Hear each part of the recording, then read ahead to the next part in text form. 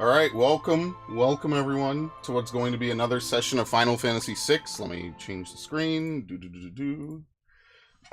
We didn't play this on whatever day I was supposed to play it, which I think is Monday. That's my fault. So now at this point, this is the first point where the game kind of opens up. What we can do is we could kind of start to maybe level up against certain monsters. Now, like I said before, the best way to level up in this game is to go to the Veld, just because, or rather, the best way to learn magic in this game is what I should say, is to go to the Veld. You don't gain experience from fights on the Veld, you just gain AP and money, which can be very helpful.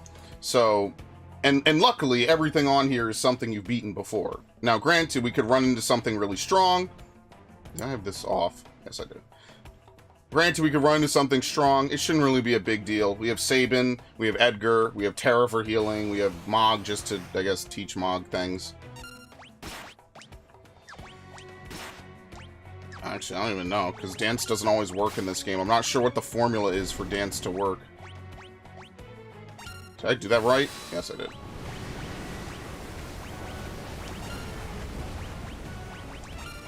Yeah, that should be good enough for us to kill most enemies on here. So as you can see, no experience, but we got 4 magic AP. And this is basically where you grind without, like, if you don't want to mess up your character's stats, you basically grind on the Veld. This is the earliest that you could really grind most characters on the Veld, specifically. You might be able to do it as soon as you get back to Narsh with the entire party, but there's really no reason to. I don't even know if they let you go the same route. They might very well not. So, obviously, there's only a couple characters we really need to beat the game. People have beaten the game with only 3 characters, yes, because in the second half of the game, you get 3 characters by doing the story, and then everyone else is actually optional to fight them, or to find them, rather.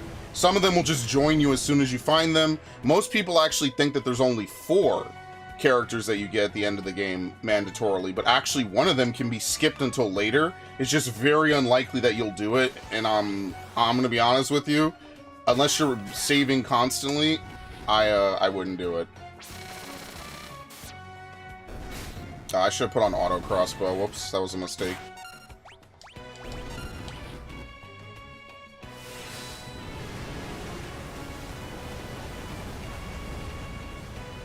Very nice. Mog learned regen. Is that everything for Kieran? No. I think Kieran teaches Cura, which is helpful, but alright, so if there's a better way to learn Cura, then I actually should not finish Kieran. Right? Yeah, it's just Cura. So someone else has Cura. Is it Seraph? Yeah, see, Seraph at a ×8 percentage. So it's actually better to switch over to Seraph. Once he learns Cura, it doesn't have to be from Kieran. Any spells that have Cura will be considered mastered. I still have Terra in the back row after all this time. God damn. So right there, we actually should have gained 32 points, right? Yes we did. We went from 30-something%, what was it? I guess 36% to fucking 68% on 1 kill. It's insane. Well, also it's boosted, but I mean, yeah, you get the idea. And this is one of the reasons why I didn't finish the original playthrough of this that I did back in 2010, or what was it, 2018, back when Sigmascape happened. What? Oh, it broke him. Wow. I petrified him. Nice. Very good. Yeah, petrification on certain enemies is an instant kill, basically. Kate Sith. Alright, let's have her learn with Ramu. But yeah, this is one of the reasons why I never finished it. There's a couple of reasons, but you know, I was really just hyped for Sigmascape. The end of this game is usually pretty grindy. As with any old school RPG, the end of the game is typically pretty fucking slow. Like once you complete almost all the story content, like that's pretty much it. Like you know, you usually grind before you go to the final boss and stuff. My god, dude. The music is insane in this version. Holy shit. Done. Goodbye. Yeah, didn't I give her like the break blade or something? I think I did. So as you can see, it does a ton of damage. I don't have to do anything. Mogler and raise. Is that it for that? No. And the general idea, you don't have to teach everyone every spell, but the general idea is that you at least teach them some white magic, you at least teach them some of the elemental magic, and then maybe you teach them something like haste or something like that. Just so that way they can, they have a little bit of flexibility, you know, if someone gets down, they can pick them up, stuff like that.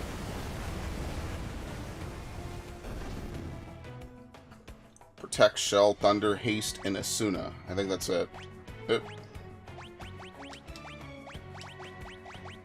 Fire, Fira, and Drain. Blizzard, Osmos, and Rasp. Bio, Break, and Death. But at level up, as you can see, HP plus 10, which is really good. Fira, well, let's put on Maduin.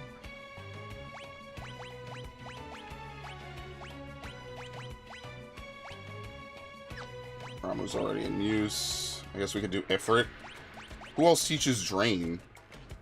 Yeah, fuck it. Let's just put on Bismarck. Drain is... I mean, like, you know, some of these auxiliary spells are not that helpful. They might have, like, a couple niche usages. You know, again, I think that one of the real things that they should do in a Final Fantasy game is make sure that every spell, like, does something, right? So let's say that a spell is an instant death spell. Should it just do nothing if it fails to hit the target? No, I think it should just do like a little bit of damage, you know what I mean? I don't think it should be like a complete whiff. And by the way, we mastered Bismarck in one battle. Zona Seeker. And then this way, once you get to like actual story events, you can swap all, you could give people, you know, real Magicite that you want. Now, granted, you could totally overplan this, right? You could go nuts with figuring out who you want to give what where. Honestly, it's not worth it. Generally, I would just try to say, like, give Sabin strength, even though he can kind of do a little bit of everything, which is absolutely absurd. Give Sabin strength, give, you know, your casters some MP ups and some magic ups. I never really found that MP was a big deal in this game, but yeah, so, you know. For me personally, what's on Seraph? Asuna? Cura, he could learn Stop. Unicorn, Asuna times 3 or Asuna times 4. But if we go on to times 3, we get to learn Dispel at the same time. I don't know if anyone else has Dispel. Rasp and Osmos. You could learn much faster from Zona Seeker. I mean, we could just learn it from Shiva, right? Blizzara.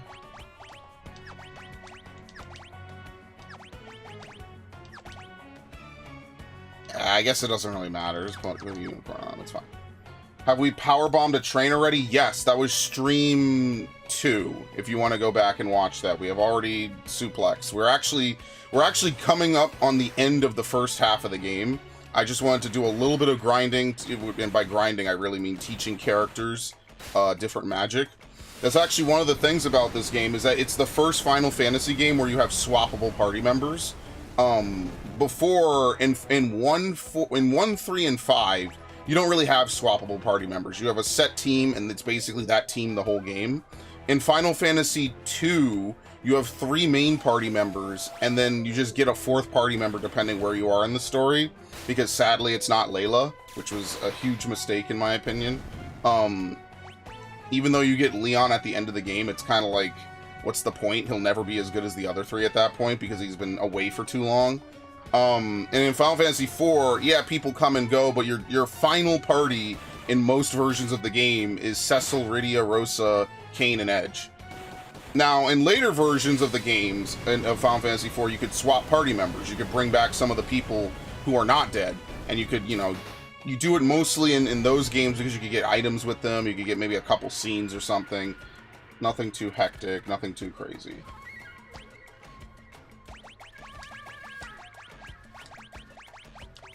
Stop and protect, sure, why not? But yeah, you know, there's usually, like, if I had to make a tier list of most of the characters in the game, because I think we've met most of the characters, I think that the top of the list has to be, like, Edgar, Sabin, Terra, and Celeste. They're just too good in almost every scenario, whether it's just Edgar's flexibility and decent physical might. Sabin is the most flexible character in the game that does not rely on magic, so I think he could use his abilities even while silenced. Yeah, for his swappable members, the remake has more members on screen, but it had the most party members. Yeah, does it have the most party members? I feel like this game has the most at 14 of almost any Final Fantasy game, right? Does it have 14 party members in 4? Maybe it does. It's definitely above 10. Yeah, it's definitely above 10 because you could bring back Edward, you could bring back the twins. Who else? You could bring back Yang. Who else? I don't know if you could get Fusoya back in your party. Maybe you can. I'm not too sure how that works because it's been a while since I played it. But yeah, you could bring back pretty much anyone who at the end of the game is not dead, which is pretty good actually. It's pretty big. All right, let's get Raise for Edgar. There's no scene or anything if Terra uses her father's Magicite. So actually it would be better just to use Shiva. Because remember, Terra naturally learns fire magic. Yeah, I think this game still has the top for the most party members. Unless you want to cheat and you want to count 14, which technically has 20 million. No, I'm kidding. I'm kidding. I'm kidding. I'm kidding. I'm kidding. Oh my god.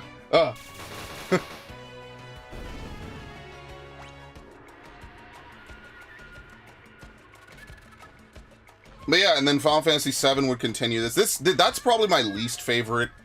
That's probably my least favorite aspect of Final Fantasy VI is that there's so many characters, and trying to get them all to learn magic and stuff is really hard. So realistically, though, I know we haven't really talked about it because I'm not like totally spoiling the game just in case anyone has never played this game before. There's actually only 13 party members you have to level up. The last party member just does what he wants in combat, which is one of the reasons, like, he's good at it, but he is definitely far from being the best party member. He's kind of uncontrollable. So yeah, that would be my one thing against him, is that he's not very reliable, so therefore there's not really much of a reason to use him. Cecil, I would say, is the most flexible. He retains some of his dark powers even in Paladin form. Really? I don't remember that. Maybe that's in the DS version? That might not be in these versions. Sleeping bag, no, 10. There you go. I was saying specifically in this game, Sabin is the most flexible, that does not rely on magic. Between Terra and Celeste, it really depends on your strategy. Like, are you fighting something with runicable magic? Because every spell in this game has a check to see if it can be runicked or not. So the question is, can the spell that you're trying to runic be runicked?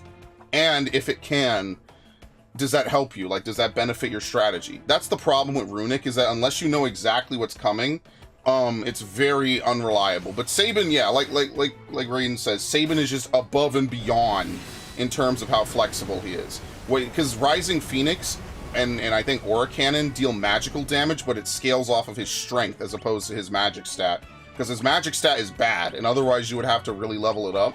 And if it doesn't scale off his magic stat, it definitely gets a huge boost to compensate for how low it is. And that's one of the things I actually really like about Sabin, is that he's a very reliable character. If you don't want to use blitzes, like, this version is pretty easy, but let's say you wanted to play another version that isn't as easy with it, you could definitely, you could just equip the Master Scroll and the Genji Glove on him, and you could just do fucking crazy. Do fucking crazy. You could just go crazy. He is the monk. He is the best monk that's ever existed in Final Fantasy. That is complete truth right there.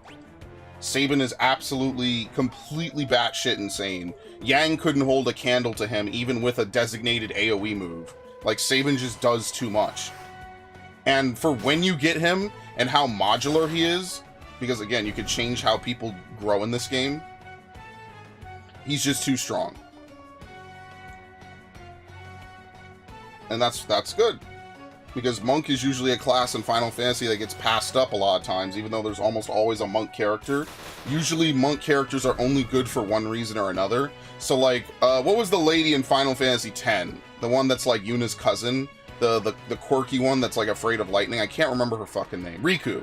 Because they named Riku in Kingdom Hearts and then Riku with 2 Ks in Final Fantasy X. I don't understand that. That is the weirdest name choice. I don't even, like, whatever. She's a thief, but she uses knuckles. See, that's the thing. We get rid of main, like, actual classes in Final Fantasy after this game, which is really unfortunate.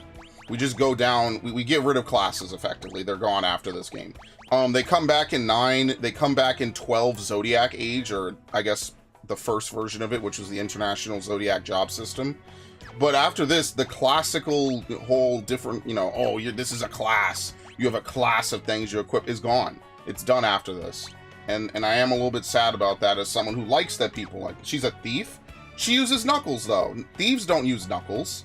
They just cram like 5 different classes onto people. So she has steel, I believe. She has like mix, which is like an alchemist thing. And then she also has knuckles as weapons. I can see what you're saying. She uses the weapons of monks, but she's not a monk, like, in question herself. I could get that. Yeah, that makes sense to me.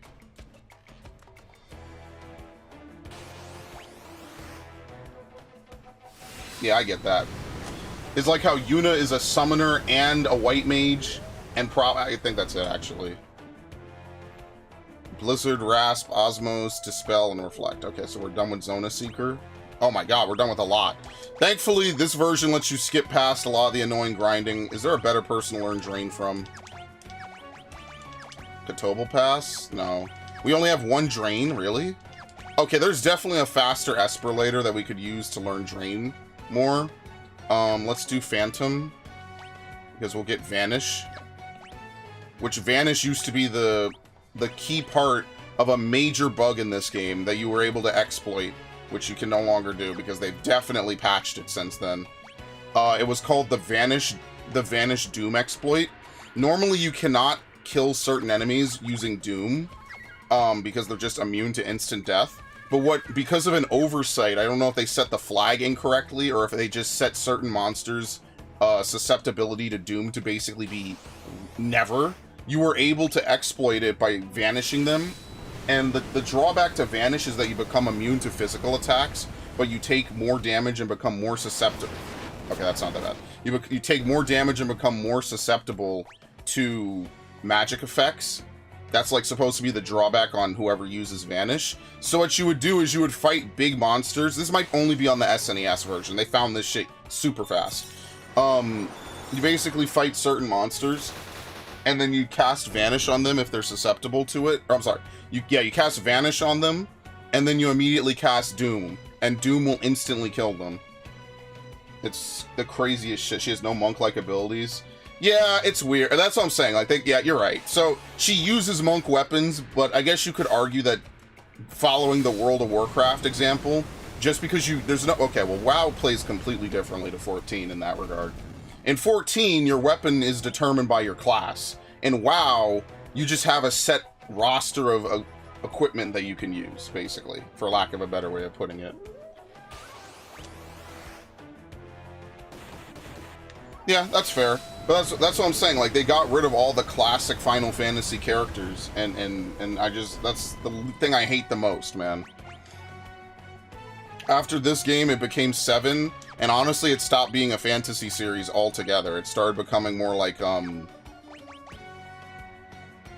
the hell? Confuse Imp and Float. We might need Float. Is there a better one for Float? Now, let's have her learn Asuna. Yeah, let's have her learn Asuna. Hello, Ash. But yeah, like, that's what I'm saying. Like, there was just never that moment again. FF9 is still a good entry. I mean, yeah, no, I'm not shitting on any entries besides 8. I don't know what the fuck was going on with 8. Like, I just dislike the materia system, because as you can see with this system, right, like, if you fight enough, characters will learn the abilities you're trying to, you know, inherit and do and learn. I mean, 9 just has problems for other reasons. I mean, at least it doesn't look as blocky as 7. Like, 7's worst aspect is its graphics. And I mean, granted, it was one of the first of its kind to really have that crazy of a 3D environment. But, you know, 7's blockiness is definitely the thing that did not age well. But 8 also didn't look that good. Or it didn't age well, let me say that. It didn't age that great. Like, you know how some games age really well?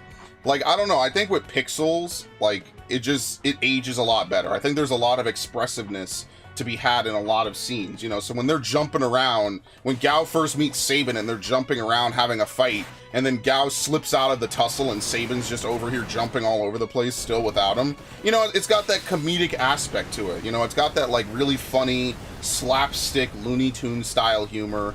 And I just don't like any of the protagonists of the PS1 games. Like, they don't have that. It's like, that was like the peak, or like the turn of like emo edgy culture, maybe. I don't know. I guess they just had too many supercilious characters, and they tried to make Zidane kind of like that, but then they tacked on this really stupid love plot line to him, and like, that's usually the doom of like every Final Fantasy game, is how good or bad the love plot line is. And that makes me sad, because like Final Fantasy 13 doesn't have that. But see, Final Fantasy 13's biggest problem is it does not play like this. If Final Fantasy 13 had an open world segment and you were doing like hit and run attacks on Cocoon and shit like that, it would have been a much better game. If they had an open world to explore, maybe every time, you know, every so often we go attack Cocoon to try to figure out what's going on and to take down the fallacy. The whole flow of the game is fucked beyond measure, and that's why that game will be just ridiculous. So you like 1 to 6, 9 to... No, I actually like 7 way better. I like 7 a lot. I just don't like Cloud. I think Cloud is really boring. And I know why he's boring. It's not like I don't understand the story connotation behind it. It's just that he's boring regardless. 12 has no love-focused story either, because the characters you play as aren't the main characters. Well, that's not true. You have the main characters in your party. 16 wouldn't be a flop for me. The problem with 16 is that it's just very straightforward. I like 16. I even like 15. But the problem is it possible to only like a 20 to 30% of a game? Like, is that even feasible? Like 16 or 15, you could tell, is not a fully developed game. Well, yeah, but they come together pretty quick. No, Vaughn and Pinello are definitely in a relationship. By A2, they are definitely in a relationship, 100%. But A2 is a game that pretty much nobody played, and you could be forgiven for not even knowing if it exists, because it's the sequel to Tactics Advance, and I feel like they did not market it. But yeah, it's obvious that Pinello actually likes Vaughn. I don't think she would do any of the shit that she ends up doing if Vaughn was not interested in it. Like, if Vaughn did not want to do it, he could have just sat on the sidelines and Pinello would have been fine to just sit around and never show up to anything. But because Vaughn gets involved, she gets involved, which forces Vaughn to get involved again. And it's kind of just like a comedy of... It really is like a comedy of errors for him. And I do feel a little bit bad, but, you know, he's not like Cloud levels of I'm not receptive to people's advances. Like, Cloud will have women outright flirt with him and he'll be like, ugh, could you hurry it up? 16 actually has a better love story. Yeah, Revenant Wings is also really good, but Revenant Wings' worst problem is it's a fucking DS game. That's the worst part of Revenant Wings. If Revenant Wings was a full-on PS2 game and got the Chain of Memories remake style, even if it was simplified Final Fantasy XII, it would have been a better one. Yeah, Clive and Jill is not so much in your face, which is one of the reasons why I like it. The problem is that 16 never gets fully open world. Like, yes, I know it's very typical. You spawn in an open world, there's a bunch of villages and quest hubs you could run around and do stuff in. Like, you could tell that they definitely allowed the game to be open, but it's not really like, why would you want to go back to a lot of areas if there's no quests, which is unfortunate, so. Revenant Wings is fun, but Revenant Wings is, just very bad gameplay. Like, it's got a great premise and a good idea, like stapled to a really shit idea, and I don't think they're ever gonna add anything to that. It's a shame. I will play the DLC. It's just $20 I don't want to spend, or maybe I'm too lazy. I guess I could spend it. Wait, the wedding was last night? I thought it was on Sunday, but that's good. I'm glad you two had a fun time. No, it's not a fun RTS. Those last couple missions are awful. It's a Final Fantasy wedding. Those last few missions are fucking garbage. I remember being so pissed, because what happens in that game is that Pinello cannot attack, which makes no fucking... no, fuck that. Because that game... No, this is not a get good thing. You have an entire prequel, or the first game. I'm sorry, I unplugged my controller. I'm so angry. You have an entire first game where your characters all learn different spells, they learn different weapons, they have different licenses. The Revenant Wings gets rid of all of that. You can't even bring any of that into the primary game. So every character has one method of attack, and it's basically like, it would be a mobile game if it was made today. That's the thing that fucks me up so much, man. It's ridiculous. So Pinello cannot attack for no fucking reason, which is absolute insanity when you consider it. And after all of that, you get to the end of the mission. If Pinello's the only one alive, you lose the fight. Period. Huh? And that happened to me, and that was the day I quit that game. I was like, dude, I spent 40 minutes on a mission just to lose. Just to fucking lose. Because Vaughn and friends died. Because you can't really control anything because it's a fucking DS RTS. It's so awful. Now, there's a game that needs a remake. Tactics as a series needs a remake, and that game needs a remake too. Fuck that. I never played that game again. And now maybe the mission wasn't too hard. Maybe I could have replayed it with what I knew, but I was so fucking angry I just stopped. I'm like, why the hell am I gonna fucking play a game where I lose after 40 minutes and I have to restart the slow crawl around the fucking world, around the arena to get another shot? How about this? I'm just not gonna play it again, and I quit. And I genuinely did. I was like, I'm not doing this shit. Why the hell am I gonna torture myself like I'm some kind of asshole? No, I'm not gonna do that. I'm just gonna leave. I'm just gonna be done. And then I was. Oh yeah, there's no scene between Mog and Ramu, which is also a huge missed opportunity. We'll learn poison and then we'll swap it. It's ridiculous, man. But yeah, no, like I said, I like Final Fantasy 1 to 6, right, to varying degrees. I like Final Fantasy 7, although I don't like Cloud. 8 is just a wash. I don't know. There's something about 8 I just cannot vibe with. It's not, like, I don't know, maybe it's not really even fantasy enough from what I remember. 7, 8, and 9 are so not fantasy. I guess 9 is a little bit more fantasy, in fairness.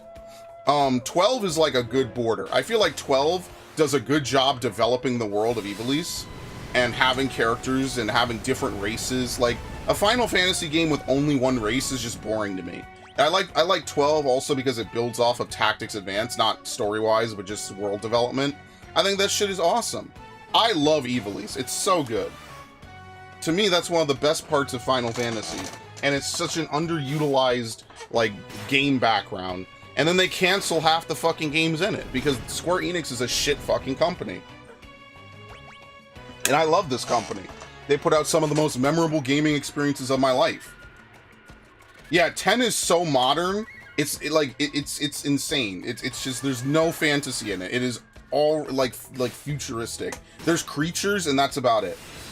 If 10 would, like, and that's the thing, like, at that point, is it really even Final Fantasy? You know? And that's what I like about 16, is that 16 is not afraid to be a fantasy game. Even though there's an ancient civilization, you're always gonna have that. That's a trope in, like, every media, right? Like, I'm not gonna get angry at them for having, oh, there's a past series of people or whatever. It's fantasy overload? I don't know about that. 10 is not very fantasy.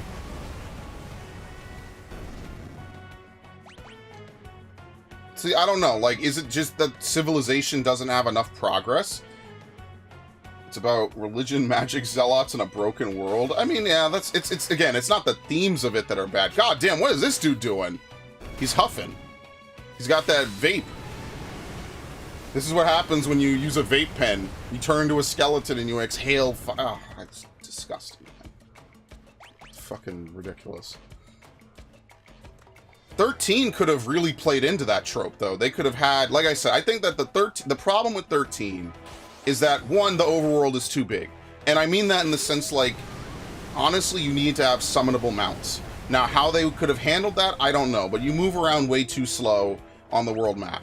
That, to me, is one of the problems. Like, you could see how, even in this game, I could just walk all over the place, and it's really fast to go from area to area.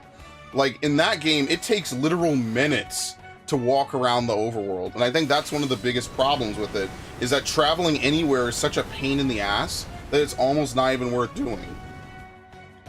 And I really hate that about 13. It's got a great theme, it's got a good idea for the battle system, and everything else about it is dog shit.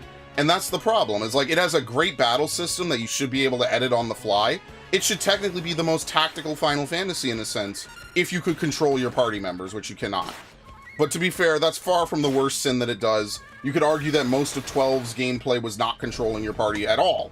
And I would agree with you. And I think that's part of the good gameplay of Final Fantasy 12, is that you do not control your party because you have basically macroed them to perfection.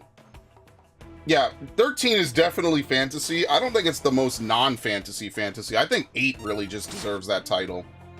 And for clarity, other than the shitty junction system, which, yes, you could understand it, but also, you shouldn't have to have a fucking encyclopedia in order to understand it. That's ridiculous. Like, no mechanic that's that integral needs a fucking encyclopedia, right? Like, even Xenoblade Chronicles X, one of the most complicated games I think I've ever played in my life, is not that obtuse and hard to figure out its mechanics. So yeah, I don't know. But like, I guess if you want to argue that everything like 7, 8, 9, 10, 13, and maybe 15 are not really Final Fantasy, I guess I could agree to that, because like, they're not really fantasy games. They're kind of science fiction fantasy. I guess you could argue that. But like, I don't know. It depends how much of a broad stroke you want to paint it with. I guess Ifrit is our only drain, huh?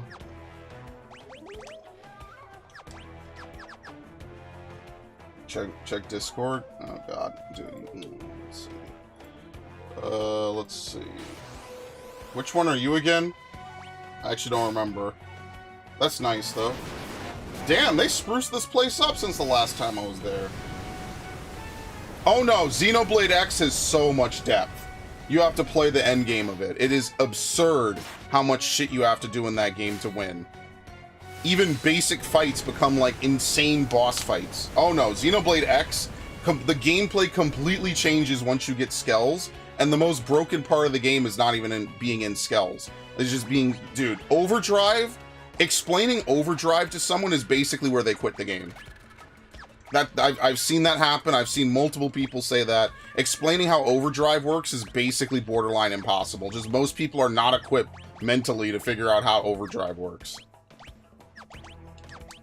And I don't blame them, because the game, unfortunately, Xenoblade X suffers from hollow fragment syndrome.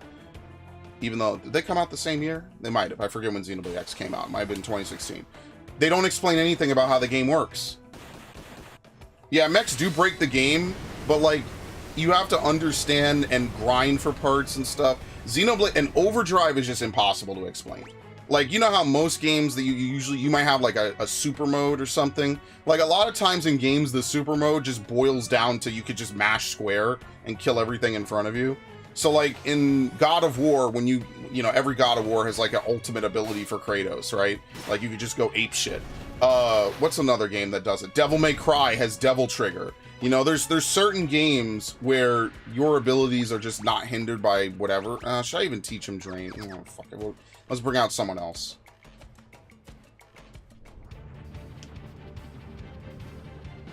Overdrive is meant to be that, and it is the most complicated fucking thing you could ever hope to learn. Seriously. Okay. Terra. Oh, no, we don't need Edgar anymore. Oh, shit. Sabin. Somehow Mog ended up being one of my top used party members.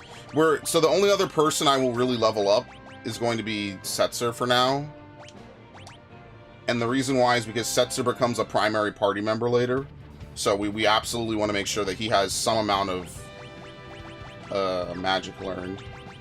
I guess we could start with Seraph, which would be good for him.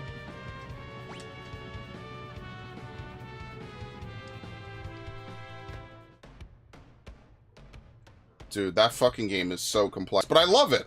I genuinely think Xenoblade X is one of the best games on the Wii U. The problem is that it's on the Wii U. It's really unfortunate.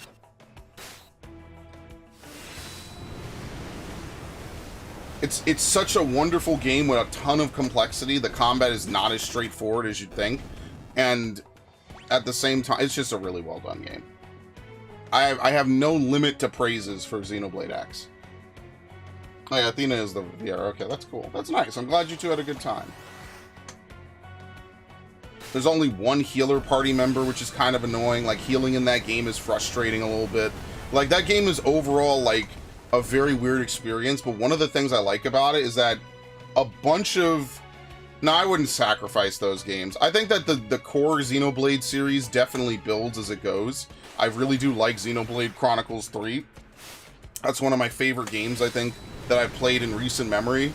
I think that that's a game that does a love story that's very upfront, but it doesn't feel egregious. It's got good gameplay. It's got different styles of gameplay depending on who you're playing as, and you could swap party members at any point. That is a beautiful game from start to finish. I love Xenoblade X. It is, or Xenoblade 2 and 3. I like that whole series. The only thing I didn't like is that when it came out, I was like, ew, what the fuck is wrong with these faces? It looks like a PS2 game. And people will always say, oh, that's actually never a bad thing. But it was 2010. I was a little bit surprised that, like, they could put out, you know, Mario Galaxy 3 years prior and Twilight Princess as a launch title and it looked better. Again, I should have understood that, you know, what's our dudes? Monolith were not as big. They didn't have as much backing. You get my point. But listen, I hope that, what's his name? Takahashi is happy, man. They let him finish a series for once. Because he's got great ideas. It's just every time he gets close to a series, they never give him a sequel, or they cancel it. Like, Xenosaga is done. What's the other ones again? Xenogears is just a standalone. I'm glad he got to complete a whole fucking series. You know, and whatever they do next, I'm very interested. I think that's awesome. Now that's an RPG where a love story is front and center. I think that it's best when it's not really thrown too hard. Alright, well technically I think we're out of things for Sabin to learn. But I am kind of using him to not die. So we just won't have anything equipped on him because he's finished, right? There you go. Take it off, Edgar. The problem with 2 is too slow-paced. 2 plays nothing like 1. 3 plays more like 2, but it tries to implement like 1 style mechanics, which is really interesting.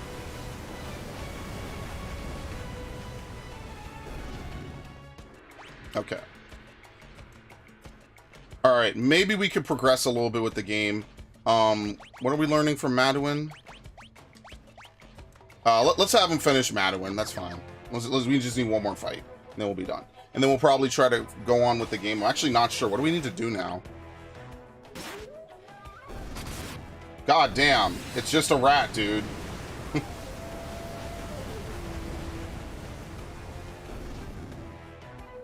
Alright.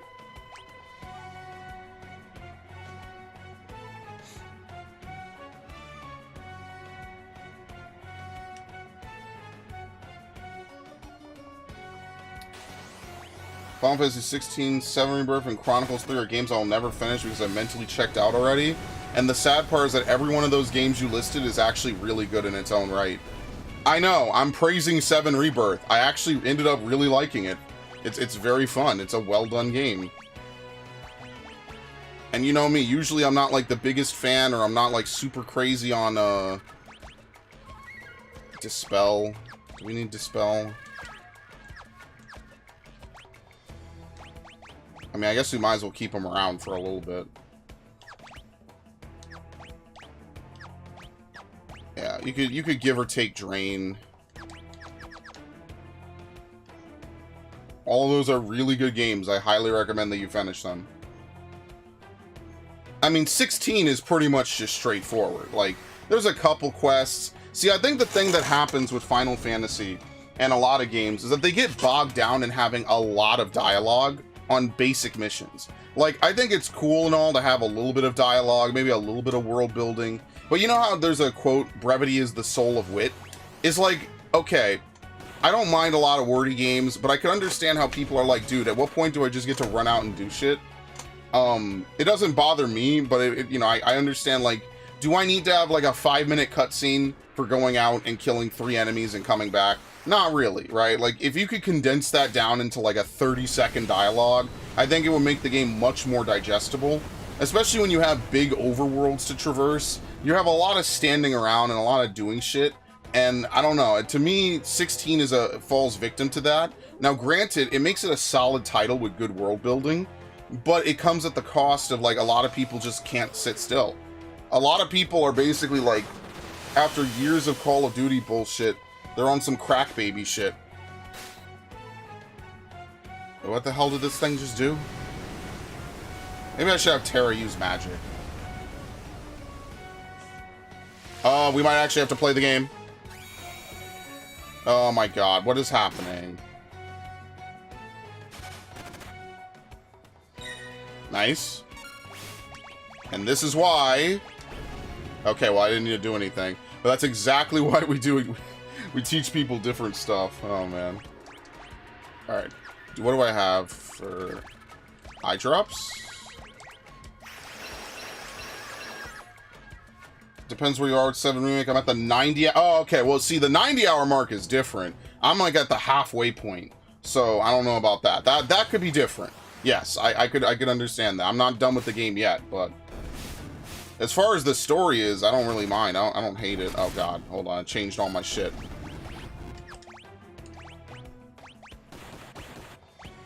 Okay.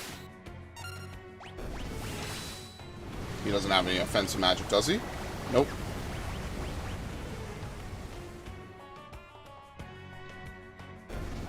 Okay.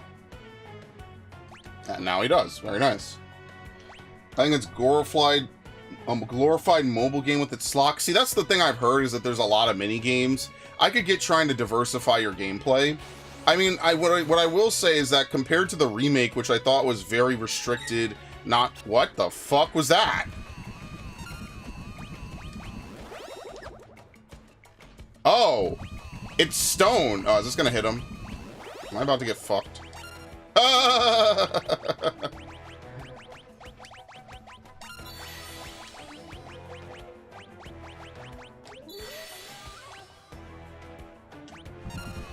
Alright. It wasn't on him. We're safe. Does Asuna cure... I guess we're gonna find out. Thank you. I don't think he gains any... Oh, no, he does. Okay.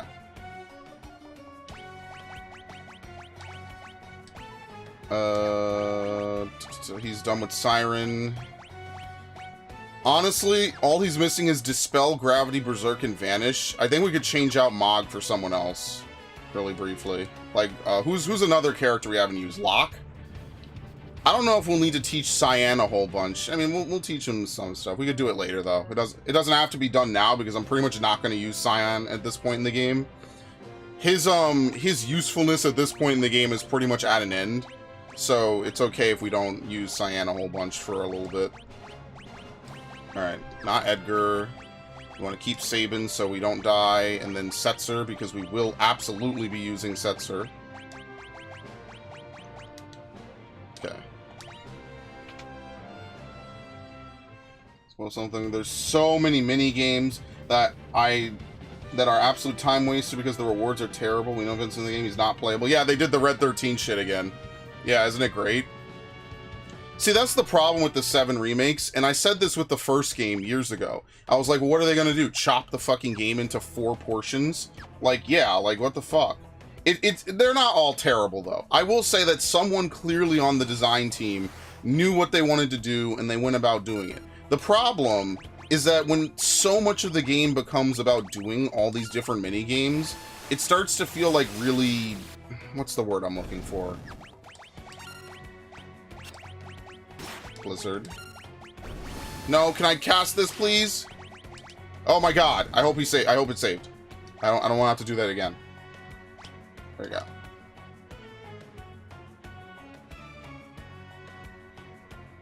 Well, that's what I'm saying, Ash, is that so many people like 7 in that exact manner that I feel like a lot of people are very much forgiving of some of the things that 7 does. Like, especially the remakes. Like, I don't know any other franchise where they sell, like, they take a previous game, chop it into thirds, and then they're like, we'll just take $180 for a remake. Now, granted, they did a lot of good stuff with Rebirth. I like it much better than I liked Final Fantasy VII Remake. 7 Remake was just bland. It's like, how, like, Wall Market isn't even enough, you know? Like, I know, like, that's a game that they just expanded to fit the entire time threshold. That's one of the reasons why I do not like Final Fantasy VII Remake. But Rebirth at least tries to do a lot more because it's an open world game. There's more for it to have, more side quests. You could have a fully fleshed out world, things like that. But like, there's way too many mini games, and it feels like half the time, half the game is a sideshow. But like, the core gameplay is where it really shines, and there's a lot of that. I mean, don't get me wrong, but you know, I'm starting to go to the idea that like the way Tales does games is a little bit better. If you're not familiar with what Tales games do, oh no, don't give him the Thunderblade, dude. Doesn't he have the Genji glove? No, I gave it to Sabin. Oh my god, I'm absolutely cracked, bro. Wait, how does he have Mug? Oh, because I gave him the Brigand's Glove? I guess it doesn't matter, right? You can Mug with the sword, right? I think so. Not like we're stealing anything, really, from him. We'll finish leveling Locke, and then we'll progress. Wait, did I even give him anything? I might have fucked up. Yeah, like what other series do you know? Like basically, the way Square Enix, you know, monetized 7's remake, I would expect from like Ubisoft or EA. Like, it's absolutely absurd the way that they basically charged a shit ton. You gave me 3-star heal. I have 3 of them already. You did the Pianome games for Kiraga. Well, then there's also a lot of other stuff. Like Chadley gives good MP, or gives good materia. I mean, that alone makes it very worth it. He's done with that. What's another really good one? Probably... What's another good one? Shell, Phantom, Carbuncle. Carbuncle for haste. Very nice. Oh, wait, and Sabin doesn't have one? Yeah, Sabin doesn't need one because we're not gaining experience. Again, it's not a perfect gameplay system, but it's a functional gameplay system, and that's actually what I like about it the most. I just think that the whole ATB system is just not very great. Personally. Oh my god. Nice, I didn't get to move. Terra learned Death. Okay, let's get rid of Terra, I guess. We don't really need her anymore.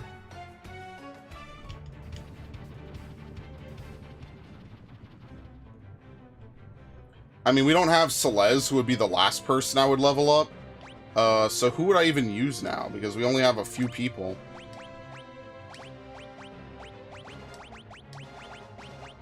Mog, we've already finished stuff with. I mean, hilariously enough, Gao is actually someone you kind of want to have learn a little bit of magic, but not really. I mean, I guess it doesn't really matter. Siren. Fuck it. There's no reason to bring anyone else, right? Because Cyan, I'm gonna be honest, beyond a little bit of magic, I don't think we're gonna be using Cyan for any combat. No, I don't think that's lazy game design. I think having objectives in an overworld is a good idea. And they do have customizable quests in most of them, right? Like, certain things are different. But, like, I think that it's good that every area has the same treatment. Because what I find is that is Omega in Final Fantasy VI probably only in the GBA version, where they added extra dungeons and extra combat. But that's one of the things I like, is that usually when you play a game like that, there's only really stuff at the end of the game, which I really hate. I like that in a lot of games. Yeah, we're good, right? I'm gonna get super rolled. Let me save the game really quickly. Hold on. And then we'll make story progress. Like, in a lot of games, the end-game areas just don't have anything good. Like, the one thing I like about 7 Rebirth is actually going out and doing stuff. Wait, what is he gonna do if I auto-battle? He doesn't have an attack command. I'm actually curious. What does Gao do if you auto-battle? He didn't do anything! Oh my god, he just stands there! He just stands there and poses! Wow, I did not know that. That's actually crazy. Holy shit. He doesn't do anything. There's nothing programmed for him to do. He just stands there and gives up his turn. That's actually really interesting, but that's actually good because it means I won't have to do anything random or unpredictable. Very nice. I don't know, maybe I'll feel differently at the end. But again, I just think a good chunk of it is just a lot of people really like Final Fantasy VII. I think they're really attached to the characters, and it's like a lot of games where certain things, what the fuck? Oh, it gave sap. Okay. Where certain aspects of the game are just so beloved that people are willing to overlook the other aspects of the game. And 7 is definitely probably one of the biggest offenders of that. I mean, the fan base for 7 is almost a fan base all on its own.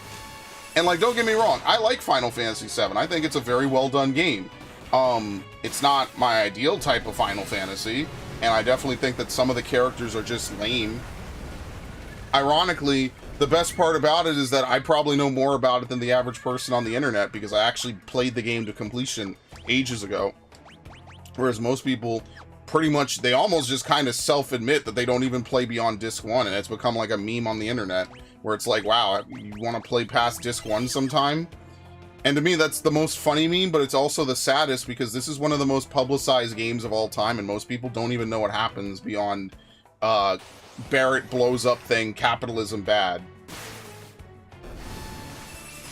You can have stuff to do in the overworld, but do it like Chronicles X. I would say do not do it like Chronicles X if you want to appeal to a primary audience. Chronicles X, if you're a casual player, is a fucking nightmare. That game is insanely difficult. The difficulty spike starts from the moment you begin the game. Like, as soon as you get to New LA and you have to figure stuff out, you are basically going to shake 90% of the player base because the game is too complex. It's way too complicated. X is good, but X's difficulty curve is not good. So yes, I agree with you. X is great. X is a really well done overworld, and it's got a lot of good stuff. The way that the game is structured is too complicated. It's way too hard for the average person to figure out. There's not enough hand-holding, and I listen, I understand that not just having a lot of hand-holding isn't necessarily a good thing, but remember, these games have to sell to some degree. Now, assuming they're not sandbagging their own fucking video games, these games do have to sell to people. If most people pick up the game and then just feel like they're not accomplishing anything and they're just getting rolled constantly because the mechanics are insanely complicated and cryptic, then congratulations, your game is pretty much not going anywhere. Like, it could get a 9 out of every single review organization, but if nobody plays it and nobody buys it, the word of mouth is not anything. It's done. It's dead in the water. So, like, ultimately, you do need to have some degree of hand-holding in the modern era. There's nothing wrong with that. But, like, that game suffers from just not... like, they'll give you a pop-up. They don't give you, like, a training room. And the mechanics are stupidly complicated even when you know what you're doing. It's over for people. There's no way they're doing that. The average person would sooner take Final Fantasy 13 again over X. It's way complicated. Trying to teach people Overdrive and Soul Voice and all this stuff, they're not going to figure it out. And that's something I had to realize, and it's something you could see when you play Final Fantasy 14, is that certain people, they cannot do multiple things at the same time. Now me, I've been raiding in 14 since forever. I raided a little bit in WoW. I know how raids work. I don't want to say like I'm a high IQ player, but I've just done it enough that I know how the flow of combat is. You need to have a little bit of a mindset for what's going on, things like that. Most people cannot move and act in Final Fantasy 14. It's not possible. If you've ever watched a Sprout play the game, you know that they cannot move and they cannot act. That's why the main story cannot have complicated mechanics, because they would just never clear the main story. They would just have to be dead the whole time. And that's not going to help anyone. So Xenoblade X is a fantastic game with a terrible difficulty curve and overly complicated mechanics, which is basically how Sword Art Hollow Fragment was, but minus the localization, if you want to call it that, because they fucked that shit up. It's actually funny because I remember people being mad about the localization of the word skell. It was originally called doll in Japanese. I kind of think skell fits a little bit better, like an exoskeleton. Like, I feel like doll is a word that makes sense in Japanese, but doesn't really sound that great in English, you know? I mean, nowadays, the way they localize stuff is they just have the localizer put whatever the fuck they want into it. They just don't even care. They just have motherfuckers come out and they're basically writing their Tumblr posts inside of a video game. It's like, bro, you need therapy, not a localizer job. And listen, there ain't no shame if they need therapy, but fuck, man, you can't be going into someone else's work and injecting all this weird shit. It's the weirdest shit ever. And I still haven't done the podcast episode on it, and I'll get to it eventually. It's probably not going to be tomorrow, though, which is very unfortunate because I've been very busy. Like, damn, motherfucker, how about I come into your fucking work, your life's work, and start injecting all sorts of weird political shit that you don't agree with. It's terrible. But yeah, that back in the day, we were arguing over, like, silly things. That's why the Saizo Baraka support is so fucking disastrous, because they just flat out did not translate any of it. Any of it! They did not translate any of it. They didn't even make memes about it. Some asshole at Treehouse, that's one of the worst examples of localization ever, bro. And that's why when the AI takes their jobs, like, I'll feel maybe a little bad for the people that actually did their jobs, and the rest of them I'm not gonna feel bad for. Maybe it's my difficulty level that's stopping me from enjoying 7. I like the feeling of turning a corner and looking at something that's 10 levels. I love that.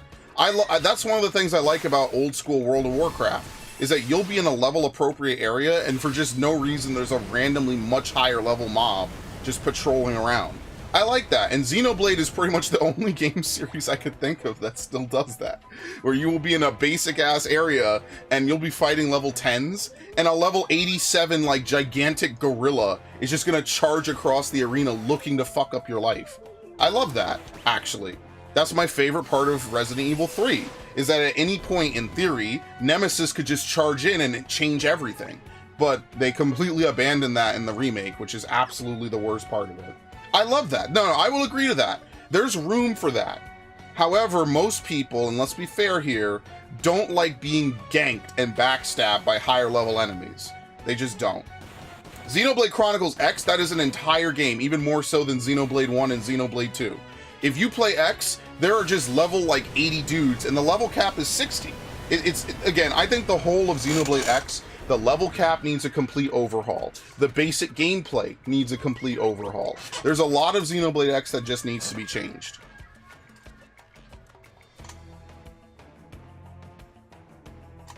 Alright, anyway. Let's teach a little bit more and then we'll be done. Once we do this once, we don't have to do it again, so that's why I'm getting it done and out the way now. No, I do believe that you should have, like, some amount of a fluid open world that does that. I think that that's a great idea. They did, like, but that's just the problem with Rebirth, is it's a sectioned off game, and you know there's gonna be a third entry. It's just lame knowing that, okay, well, I know exactly where the splits are. Like, imagine if they remade this game and they split it into 2 halves. I'd be like, what the fuck? Like, how does it make sense? So what, all the grinding I do now is not gonna count later? You know, like, it defeats the whole idea of having a sequel.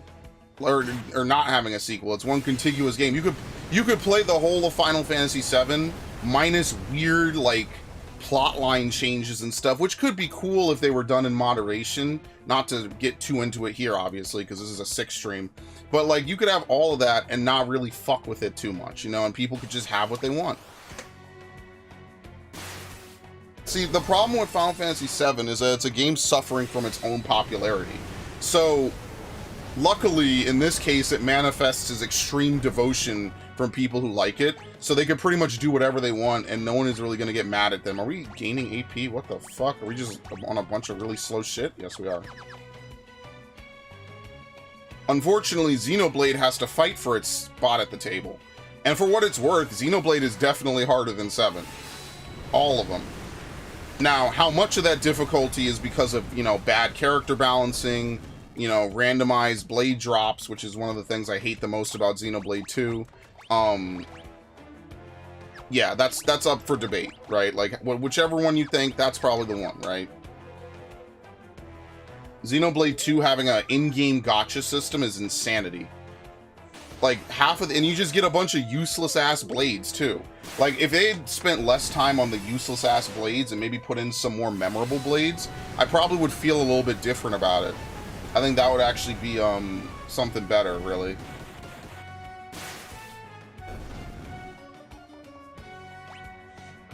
That's probably the #1 thing that's like, ugh. Like, you're only really rolling for the important blades, which makes sense. Like, why would you not want to roll for the most important blades that you could get?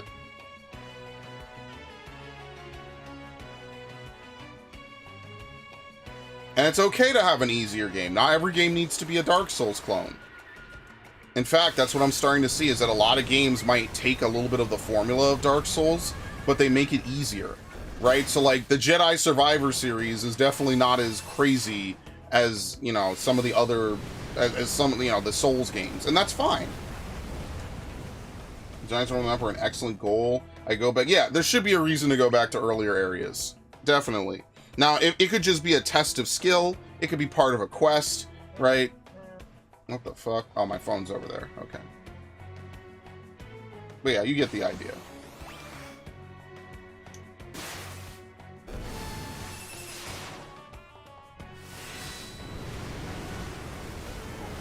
It's a shame that the Resident Evil 3 remake is like nothing like the PS1 game. That really sucks. I really do think about that a lot, like how they fumbled that bag legendarily. You know, like that would have been the perfect game to throw in a couple side quests, have a little bit of an overworld that you could roam around, at least in, you know, I feel like if they had opened it up more, it would have been a much better game compared to the original. That really is unfortunate, the way that they did that. That sucks. Because I was really hyped for that. I was like, dude, imagine Resident Evil 2, but more fucking shit to do? Like, that's crazy. And then they added ammo crafting to Resident Evil 2, but they didn't add a dodge button, which was also kind of weird. I don't know. Whatever. I guess you could argue that Jill has more combat experience, so she knows how to dodge roll and stand up. Because let's be fair here, most people are not dodge rolling and getting immediately back up. Your knees are going to give way or some shit. Like, you're just not used to it. Technically, Jill has actual combat training that Claire and Leon do not. So I guess you could argue that, right? But then, how would they know how to use ammo? I guess they would know how to use ammo presses because one's a cop and the other one is taught by her brother. I guess you could argue that. You could use a gun and not know how to do SWAT turns and shit, you know? Like, that's all totally possible. So I guess I won't beat up on that. That makes sense, actually.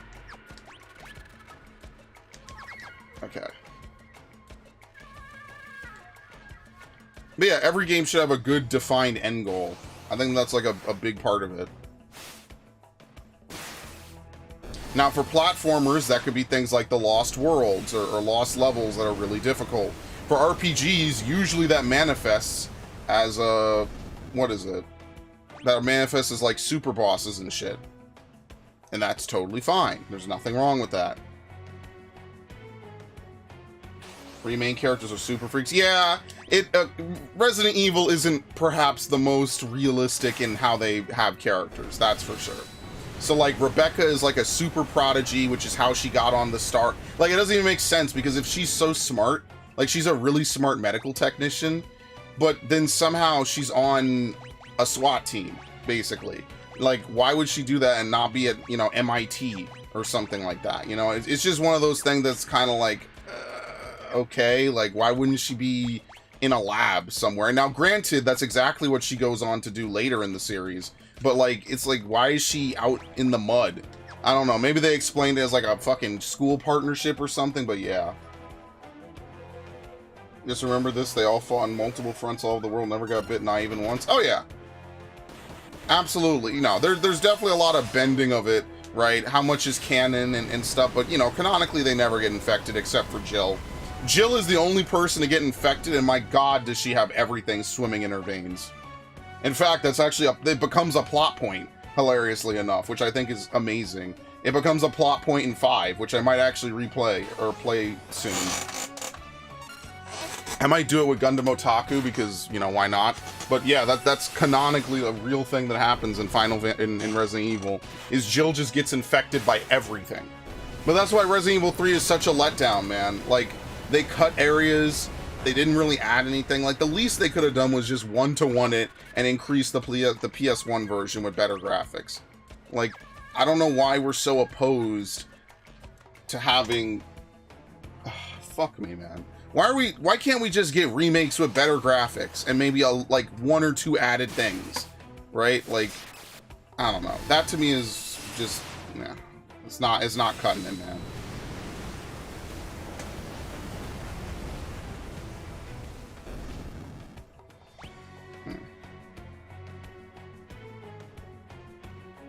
But I still love Resident Evil. That's one of the few franchises I really know the lore about. That, Pokemon, a lot of Final Fantasy games, which are all different.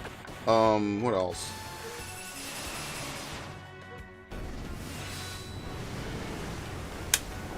That, Pokemon, Assassin's Creed.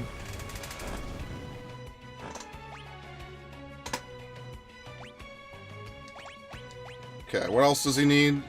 Thunder, Thundara. He doesn't have poison. Drain. We don't really need... No one is ever going to cast Drain, so it's not a big deal. Dispel could come in handy, but I think there's a better one that teaches it later. We might need Float. Later in the game, there's a specific boss that you have to have Float for. So because I don't know who I'll have in my party at that time, I'm just going to do this.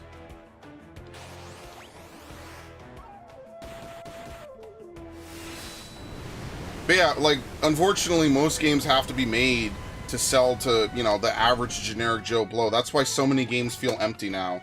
Because, like, they have to sell it so that way a bunch of randoms can pick it up and enjoy it and pretend like they're really getting into it. Like, we just, unfortunately, don't have that anymore.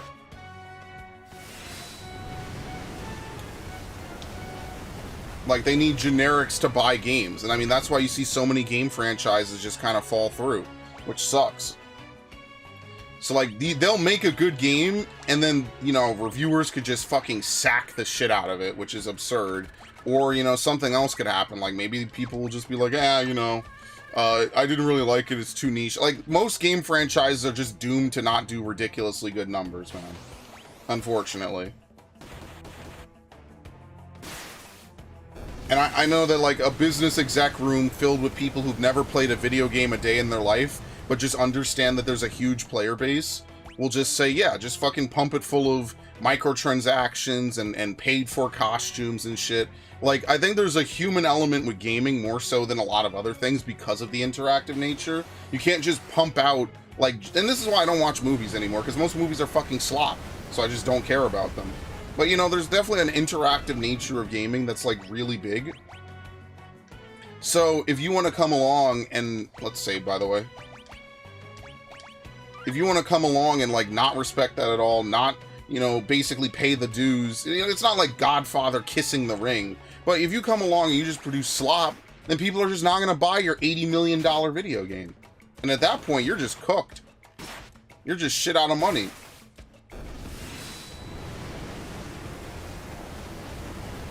Like, hell, I'll just buy it used, and then they get nothing from it. That's why they hate used video games so much. Remember that arc of game publishers? Where they were selling online passes and all this other shit because they were afraid that the people were not going to buy their fucking games, man? Remember that shit?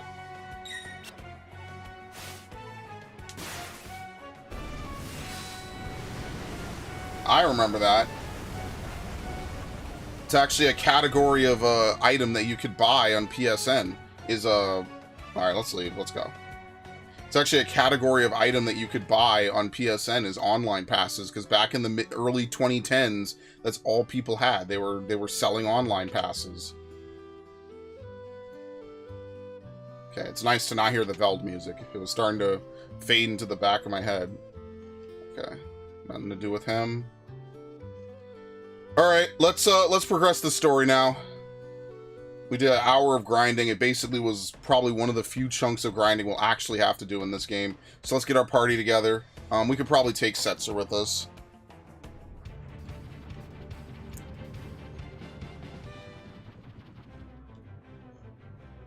We will have to grind Celeste and a couple other things. Okay, so we will take Edgar, obviously. Let's take Terra. Oops. We'll take Sabin. And we will take Setzer.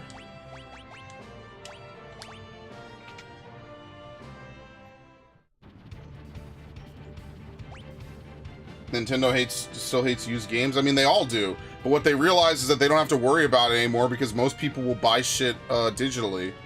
So there's no reason to panic about it anymore. Back in the day, how do you do this again? Is it R1? Oh, L2. Here we go. Back in the day, they cared so much about it. You basically could not get away with any of that shit back in the day. They were angry about people buying used games and shit. Nowadays, not so much. Okay, let's actually put on Magicite that will help people. Do we have Magic +2? Yep, Zona Seeker for her. For Edgar, Stamina's not great. Stamina +2. We could give Strength 2 to Sabin. We could give Edgar HP +10, I guess. It doesn't really matter. And he hasn't learned it. Very nice. For him, we give him... not that. Bismarck. And he's learning, so it's fine. Whoop. The Masa. Ooh. I've never seen you before. I've never seen you before.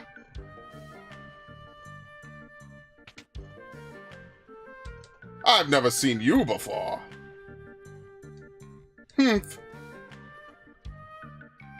is such a good theme, by the way. I love this. I've never seen you before. Buzzer! Honestly, you have to say like a kid. Buzzer! I don't know who you are. I've never seen you before. Who are you? And what do you want with me?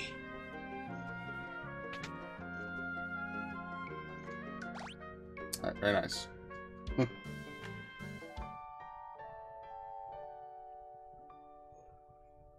Indie game was Star Sector keeps getting good updates. 13 years is not even 1.0. Yeah, I mean, that's the thing that's really going to happen, is that the indie game sector is just going to blow up. I mean, let's be fair here. People are just like Stellar Blade is probably the biggest example. Like, people clearly just want action games. And, I mean, people will just make it. That's how business is just people will make something and then they'll just attract the people. Like, if companies don't want to give what people want, then they're just not going to have customers. Like, I don't know what to say. Like, you could always just give people what they want and keep them happy. Like, I don't understand why that's like such a taboo thing. Well, I do know why, but you know, like, at some point they're gonna have to ask themselves what matters more, ESG money or fucking having a customer base full of people that actually care about them, you know? I would heavily suggest that they weigh the former. Or, I'm sorry, the latter, excuse me. I've never seen you before, okay. So, as you can imagine, there's not really much that we could do in Thamasa yet. I believe there's one character we could talk to. Here we go. And who might you be? And who might you be? Can't do anything with him yet. Alright. That's all. Can't do anything here. Might as well come back later. Alright, so as of right now, we could do a couple things. We could fight the Intangier, but it's or is it Intangier or Intanger? I have no idea. But yeah, that's gonna be pretty torturous, so not gonna do that at the moment.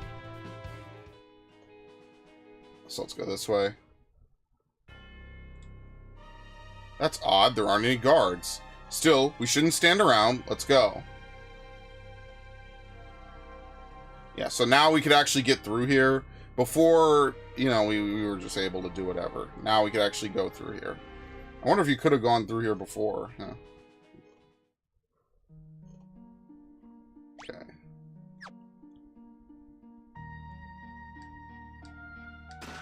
Assassin's Dagger.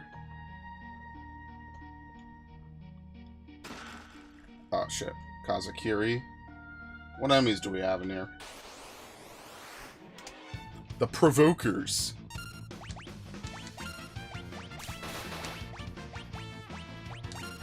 Oh my god. Oh my god. Alright, let's leave. How does this work? Oh, it changes. I forgot. Okay. Are you serious? Oh shit, it's the zombie dragon. Yeah, okay, here we go. Should use fire. That's fine. Zerble is one of those games I'm not buying on release, overhyped. I actually think it's pretty good. I played a full 3 hours of it. The video didn't upload today, which is very interesting. The video just flat out did not upload. Like, I had it ready for today at 10 o'clock and everything. It's good. It's got a good glimpse of... Hold on. Wait, what am I doing here? Let me make sure I do this right. Hold on.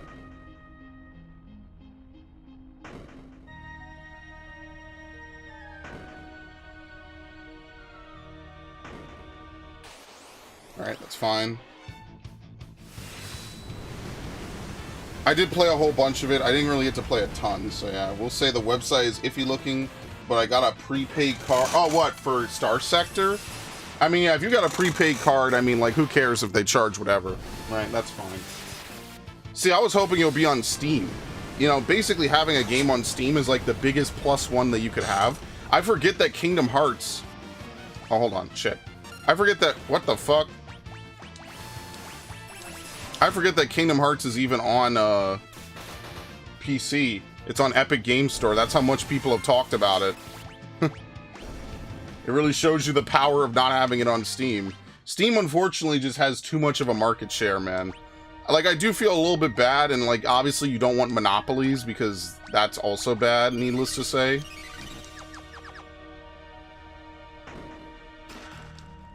Hage's Jeet? What the fuck is this? Oh, changes slot to Gil Toss. Yeah, it's specifically for Setzer if you want to give him a relic.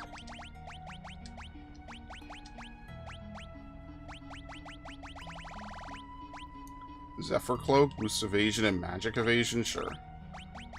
Hero's Ring boosts physical and magical attack power. Effect increases when worn in pair. Sniper Eye. There you go. Changes. So Setzer's normal command is slot, which is not very good. So I don't really like to use it ever. Hold on, which one was it? Yeah, there you go. Wait, can you make it across here? Wait, no, you can't. You can't make it across here because it disappears. Oh shit. Yeah, you can't do that. Oh my god. Steam, yeah, no, Steam is not perfect. Don't get it twisted. Yeah, Steam is not perfect. But having your stuff on Steam is definitely, like, it's just something that most people have adopted. They just kind of won the PC app race. And I mean, to be fair, they did it by having good customer support and a good amount of games, right? Like, that's what you want. Wait, hold on. What is it? What does this teleport to? Yeah, we go all the way down. So, like, Steam refunds are insane. I've almost never seen someplace like that. Oh shit, what is it? Alright, all the way to the end. Obviously, with run speed set to max on this game, this is incredibly easy. Ugh. Cave to the sealed gate. Yeah, some of the changes they made to this just makes it super easy.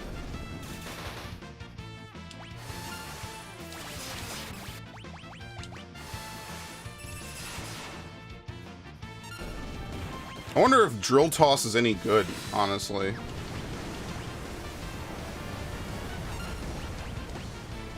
Because we have Gil to burn. I don't know how much Gil will lose from using it.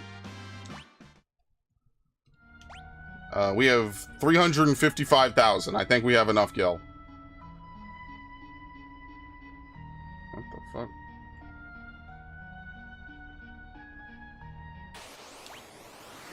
Yeah, no, Steam is not perfect, but I mean, like, what else is there? Origin? Yeah, you want to use Origin? Like, Epic Game Store, at least you could argue that they tried, right? Like, at least you can say, alright, well, they tried to do something, and it's going alright. But, like, you know, it has Fortnite. I mean, that's pretty much, like, the biggest thing, right? We actually gained money from using Gil Toss, if you could believe it. Does it actually not use Gil? Maybe it doesn't even use Gil. I have no idea. Alright, well, we'll give her... Oh, no, we're intentionally keeping Zona Seeker on. I forgot about that. For him, we're having him learn different spells. So, like, this makes sense. You have Poison, Drain, Dispel. Let's give Phantom. And Katoba Pass is fine. We'll just give Edgar a lot of health. It's fine.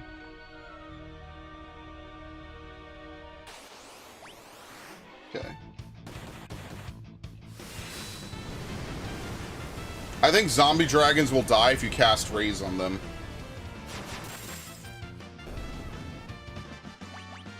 Very nice.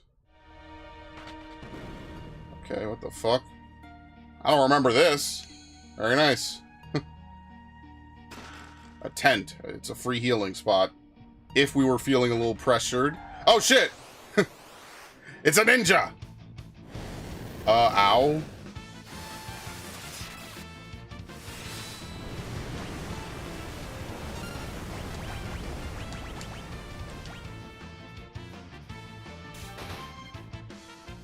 Alright, very nice. Elixir killed. No! I was just about to claim all the treasures buried in the ground beneath the big stairway for my own!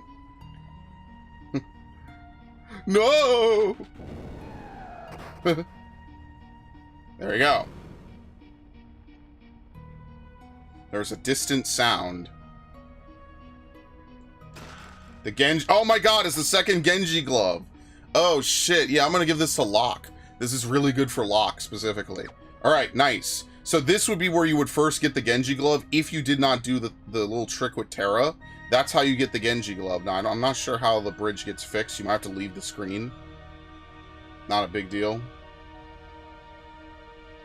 I think you have to pull this. Yeah.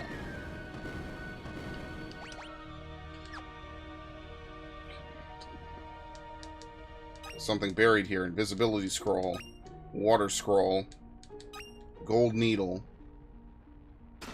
High ether. Some gil. So you kill zombies? Yeah, you hit them with an elixir. Or you could hit them with a phoenix down. Anything that gives them life, it insta-kills them. That's actually, I guess to half spoil it, that's a strategy for some bosses coming up in this game. There's a boss fight. I'll remember it when I see it. Oh.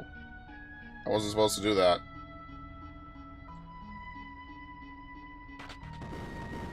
Can I enter and reset it? Or am I fucked? There you go. Flick it. What?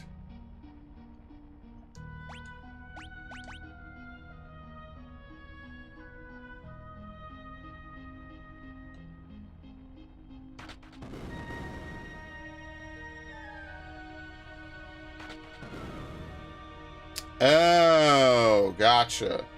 Here we go. Now we flick it, it creates the last bit of the bridge. Okay. Like, yes, elixir would kill them, but a magicite shard, what the fuck?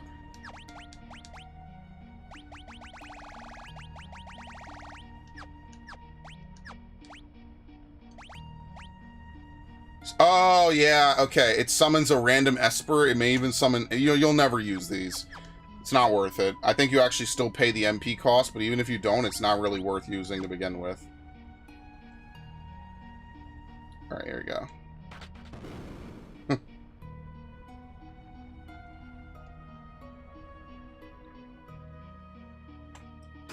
Magicite shard, high ether. The Ultima weapon!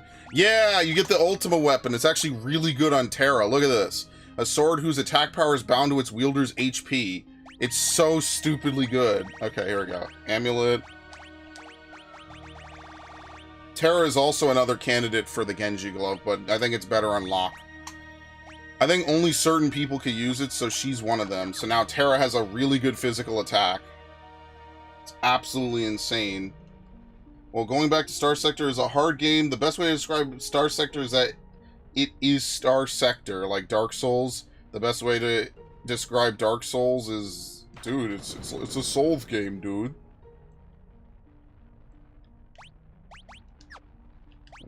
We're missing one chest. Let's see if we can coming up.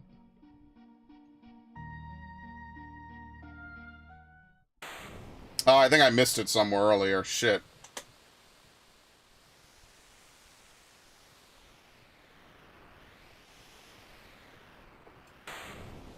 This is the sealed gate.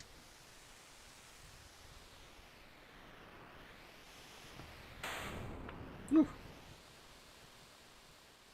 From here on out, it's all up to you, Terra. Oh, what am I doing in a dreadful place like this? We're counting on you, Terra. Ooh.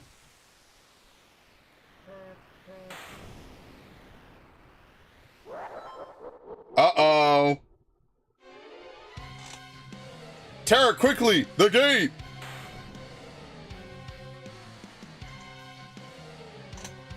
Kefka, you followed us here?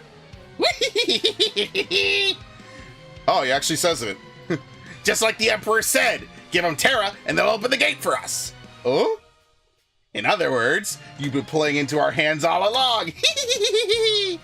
But I have no business with you. I'm here to open the way to my promised glory. You better think again, Kefka. Woo-hoo-hoo-hoo!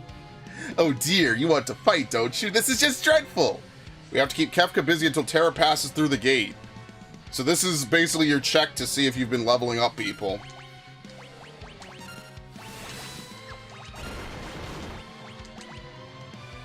Oh! The door's opening! Oh my god, he loses immediately. Huh, oh shit.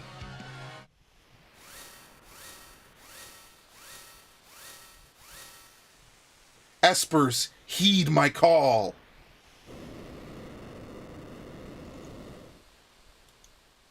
Uh-oh.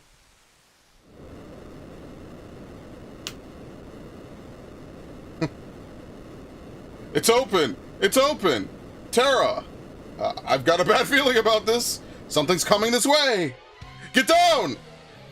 Ah! Ah!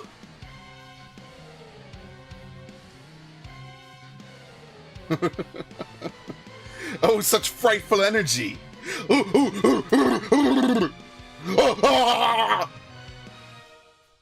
Alright, bye. Bye, Kefka. Was that a Shiva reclone that just flew by? Or a recolor? What the hell? Alright, there's Terra. Terra! The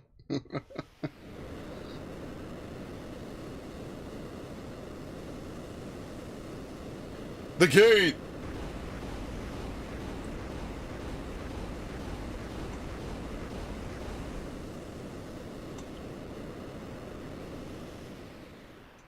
I like how it makes a skull, kinda, a little bit. Looks like a Zelda dungeon map. They have a Zelda dungeon with a skull map. I forget what game it was. It was probably an Oracle series. Where'd the Espers go? We better head back to the airship.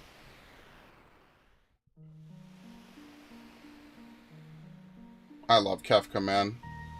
Spiritually, I am that clown. Fashionably, I am X-Death. X-Death is just...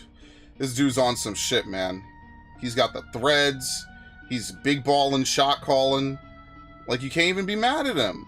Like I can't even be mad. Okay, I could be mad for the constant war crimes he commits. But can I even hate X-Death? Like, really, though. Like, on some real shit. Can I even hate X-Death? Like, he's just got drip. Like, if I had to be a villain, I would have an attitude like Kefka, maybe like 25% of his flair and his style, and then I would just be X-Death doing crazy-ass shit, sucking people into black holes from which there is no return. Entire towns all at once. There you go, high ether, okay. And then in the sequel, I'd be a good guy.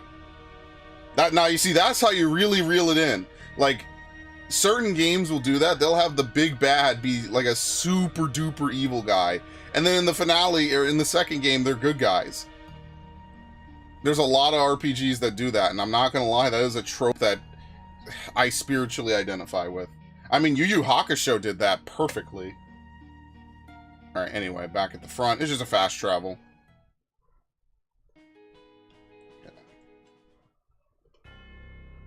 The Imperial Observation Post. Shit. I don't think there's anything here, right? No, not yet. We get it later. We don't get it now. Okay. And then we will try to 100% this game, which means I am going to have to look for the fucking thing at Mount Colts, which is going to annoy the shit out of me. And then most of these have nothing. There's some items in Zozo I didn't find. Luckily, we could turn off encounters, which is so nice. And then Figaro Castle has some stuff I don't even know if you can get till the end of the game. What happened? The Espers all flew off together. The Imperials ran off too, as if they were afraid of something. Which way did the Espers go? Toward the Imperial capital. Vector. We're almost to Vector. Huh? What's that?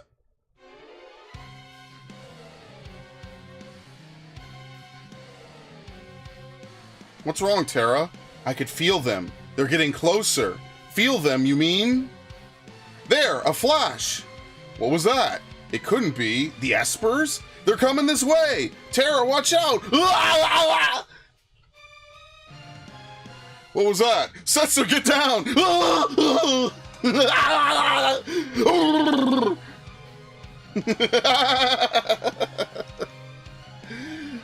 Uh-oh.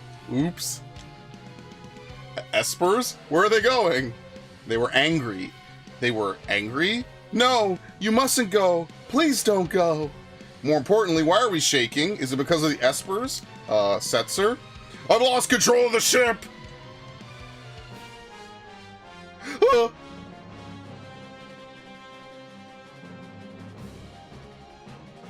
The redemption arc is always satisfying. Yeah, it's cool. Especially when a character has, like, style and flair. There's a lot of games that do it, and like I said, Yu Yu Hakusho, Hiei, and Kurama was, like, peak. Like, some days I wish, like, oh, I really wish we could get, like, another 5 seasons of Yu Yu Hakusho. But then I just imagine the monkey's paw curling. If you don't know what a monkey's paw is, look it up. But all I hear is just... Your wish is granted, but it's made by, like, some Western person and it sucks. Yeah. No thank you. I'll just take what I got. God damn, the pixels! Oh.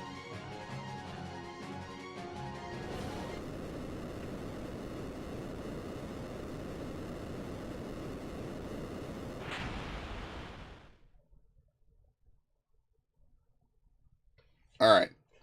The blackjack deck. Alright, cool.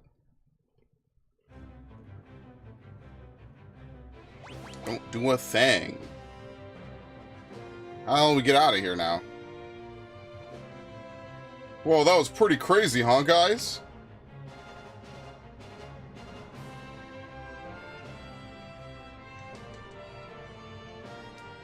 How do we get out the blackjack?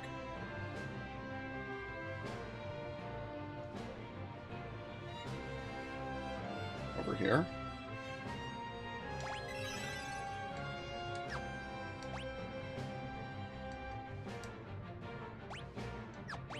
You don't sell antidotes? Are you serious? Oh my god. Useless. Useless motherfuckers. Alright, so now... Oh, wow, that's why we're down here. So now we actually have to go back up to Vector. I don't know if there's anything new in some of these other towns. Miranda. Yeah, I don't think there's anything new here. No, we've already seen everything here.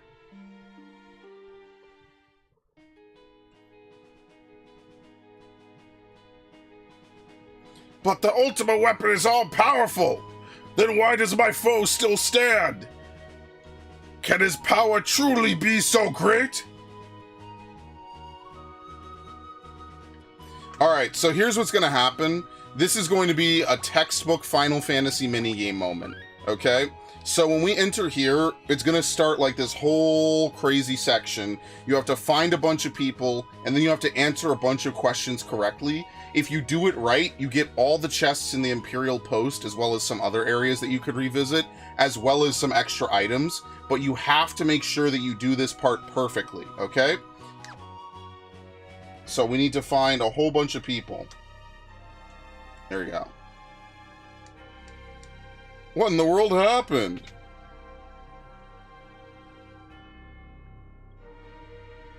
Wow.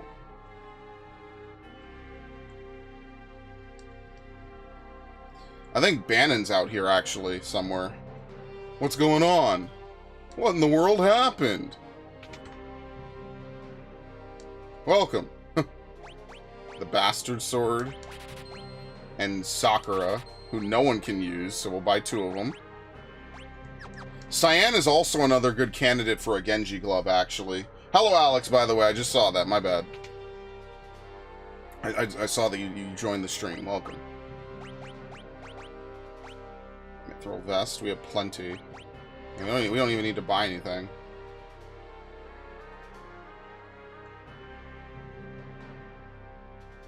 What's going on? So as you can see, they were in the middle of leading their attack, and then the Espers came in and basically finished the war, pretty much. The war's over.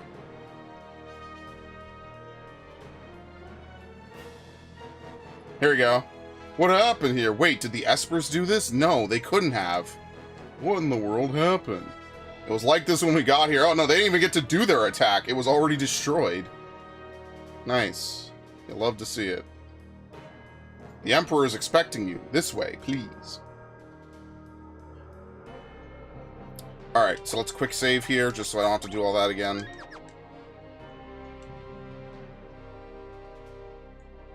Emperor Gestal is waiting for you.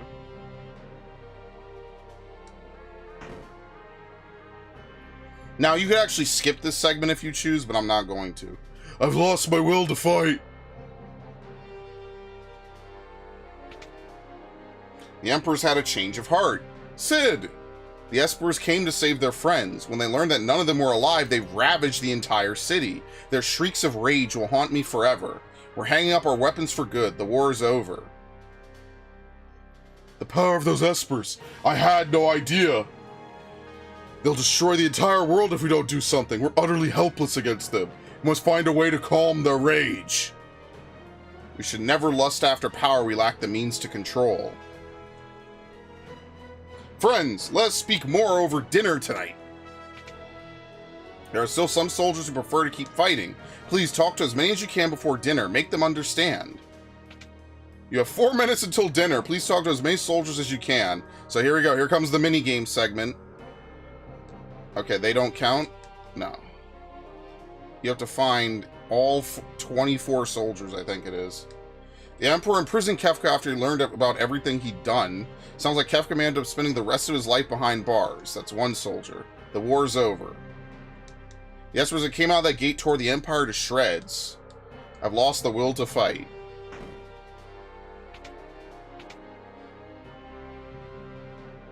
Oh, there he is. How dare they put me in a place like this? I just can't believe it.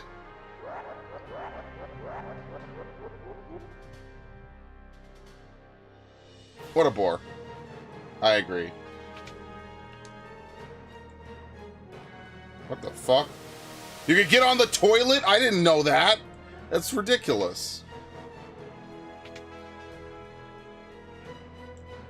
This is ridiculous. Who dreamed they were that powerful? Gale Hairpin. I always hated Kefka, but using poison, how low can you go?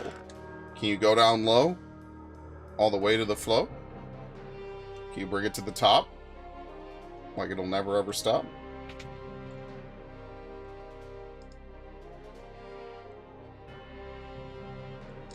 I lost my whole family in the war.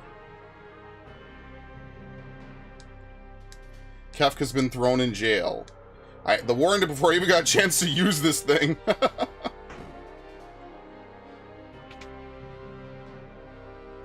Why do I have to join up with the likes of you when he fights you? It's not a hard fight. Done.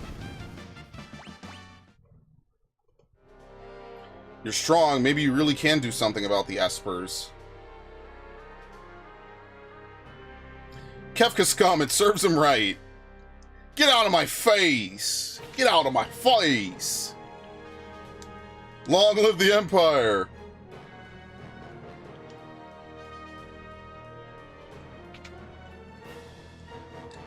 Kefka's been locked up. I heard it's because the Emperor found out he used poison against the people of Doma.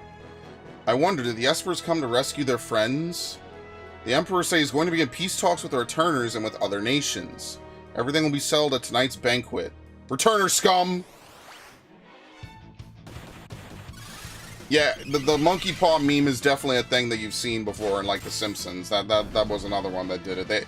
There's actually a gif of it. He's like, not bad, as if he didn't just get his ass beat, bro. Magic research facility has been shut down. Poo on peace!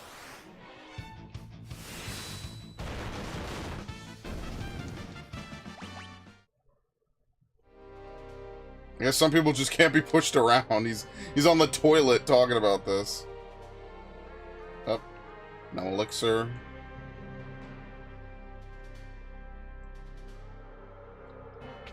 Okay. Alarm earring. Alright, we have everything in the Imperial Palace. We just need to find the last 3 people. Here we go. Heard you're the strongest in the returners. Just how tough are you?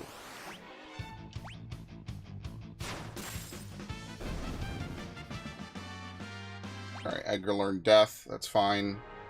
Wow, you're really as strong as they say. Actually, let me go talk to this guy over here. Still alive, huh? I'm more surprised that you are. I've killed too many people. I can never return to a normal life. Alright, that should be it. There's 24 people in total, I believe. As you can see, they don't let you leave the premises. So it's actually not hard to do it, but you can end it early if you want. And just go straight to the dinner. Now, this is actually not the end, if you can believe it. There's actually more that we need to do. So I'm going to make a quick save again, if I can. I'm going to make a quick save here, because now what we're going to have to do is a bunch of questions that they're going to ask you. Okay. There you go. Finish talking. That evening, a banquet was held with the Emperor.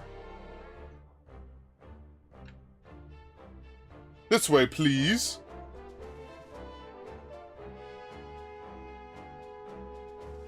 I'll sit with the returners, if that's all right. At last, we can all be together sharing a meal at the same table. Let us make a toast. To what shall we raise our glasses? To our homelands. Well then, to our homelands.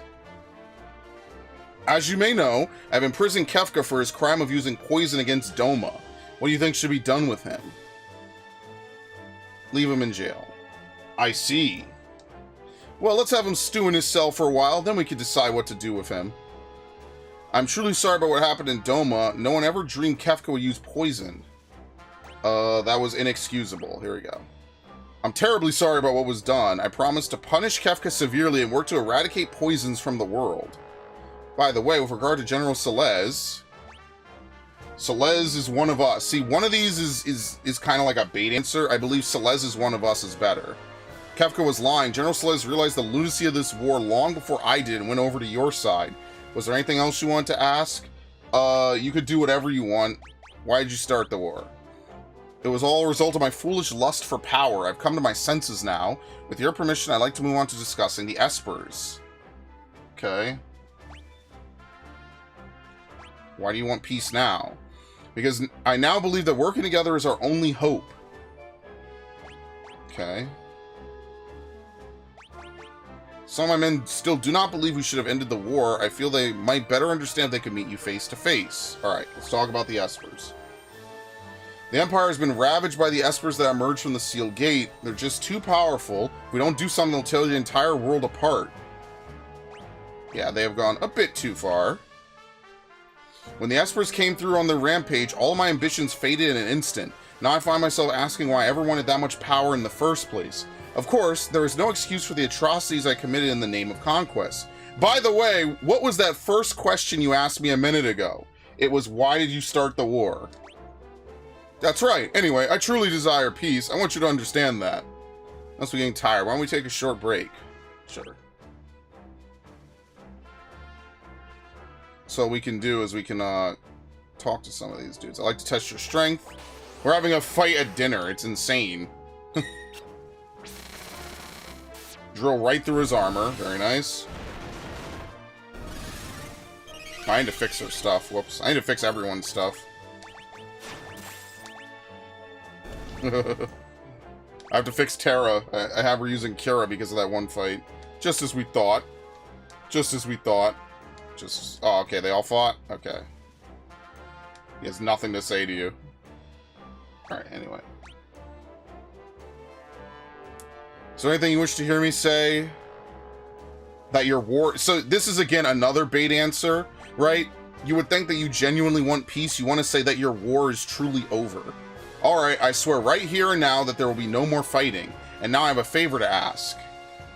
After they attacked us, the Espers flew off northward toward Crescent Island. We have no way of knowing when they'll decide to go on another rampage. We need to find them and convince them to set aside their aggression before that happens. But considering that all that the Empire has done to them, I doubt they'll be willing to listen to us. That's why I need Terra's help. Terra is the only one who could bridge the gap between human and Esper. I have a Magitech armored transport ship moored in the port of Albrook. I'd hope to send it to Crescent Island with all haste. Would you please go aboard? Yes. I'll have my top general and some of his troops accompany you as well. General Leo!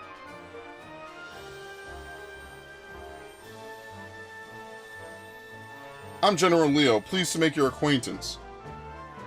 Didn't I see that guy in Doma? Oh, right. He was the one with Principal. So that's General Leo. I'll be waiting for you in Albrook. Please, find the Espers and convince them to cease their attacks. You're our only hope. If Terra goes, I go. Locke, thank you. The rest of you stay here. I smell a rat. As do I. It's hard to trust the Emperor just like that. We shall remain here and watch for anything out of the ordinary. Thanks. You'll be our eyes and ears. Keep your guard up. Right. You be careful too. So they kind of force you to use Locke at this point. So that's not the worst thing in the world. We could live with that.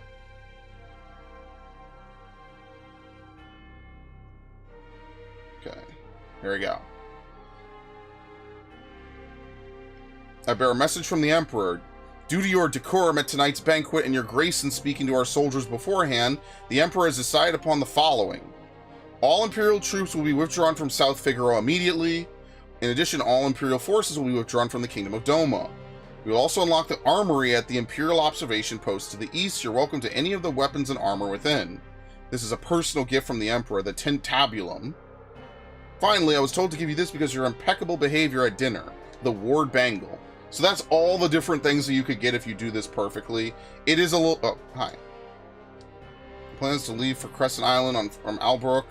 We'll keep a close watch on the Emperor. Yeah, you can't pick your party members. You're actually forced with this, so it's a good thing I did some grinding with Locke. See how now we're forced to use Locke? So that's what Gestal said. Team up with the Empire to look for the Espers. It does make sense. We can't just leave the Espers alone.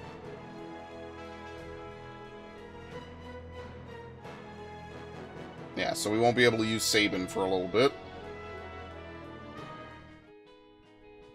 Alright, so there's actually a hidden cutscene that you could grab here. Normally you would just go north to Albrook and just continue the story.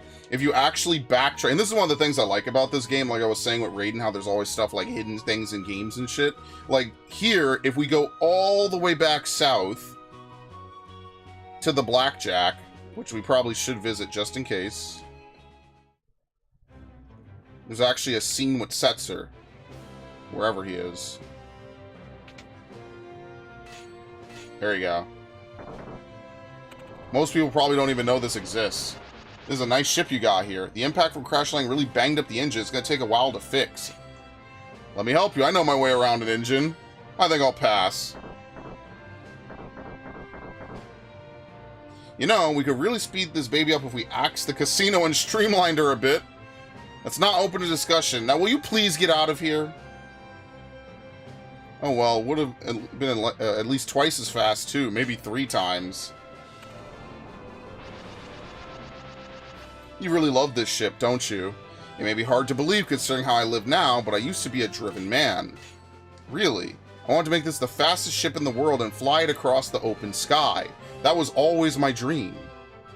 Is that any different from what you're doing now? Back then, there was a person who kept me working towards my dream, the pilot of the Falcon, the fastest airship ever made. At times, we were friendly rivals. At times, we were simply friends. We'd always talk about our dreams, like which one of us would be the first to sail beyond the sky to the stars. But then she vanished along with the Falcon. My naive fantasies disappeared too. Daryl. Yeah, so that's actually a rare scene. I would not be surprised if people who played this game who have never seen that scene before. It's actually one of the most touching scenes, and it foreshadows a lot that we have not seen just yet. Alright, let's see. So what does the Tintabulum do? Restores HP at each step, lowers the rate of random encounters. We don't really care much about that. Increases the frequency of preemptive strikes, prevents back attacks and attacks from the side.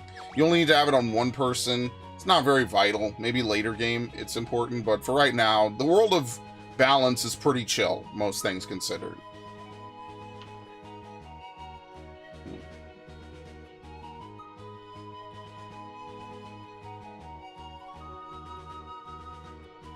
Alright, can we open these now? It's really nice that we don't have to worry about random encounters. That's where the real difficulty would come from. Oh, man.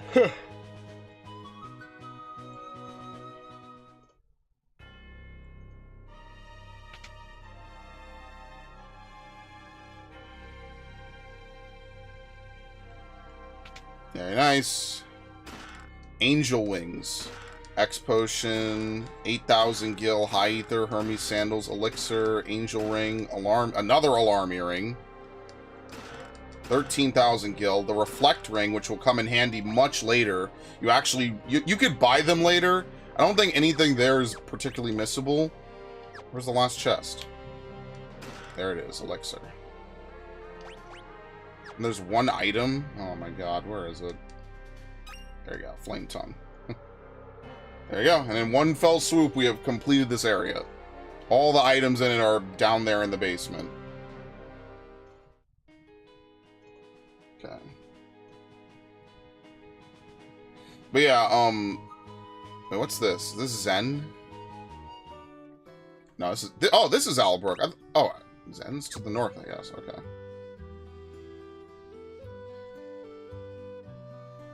Alright.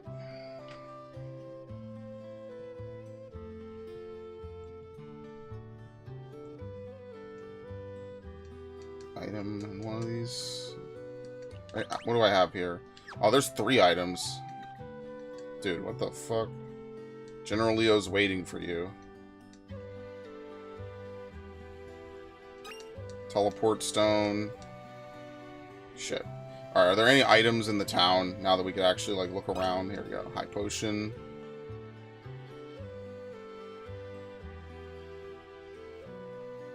Did we ever talk to half these people?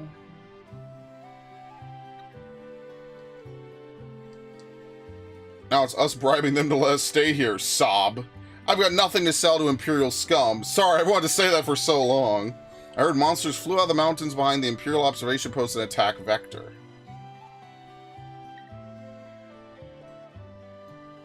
Guy came here trying to sell me some strange glowing stone. He told me he was going to Zen. Did we get that? I think we did, right? That was the Seraph one, which is one of the best ones in the game. I'm pretty sure we already got it. Bristol commissioned a painting from me.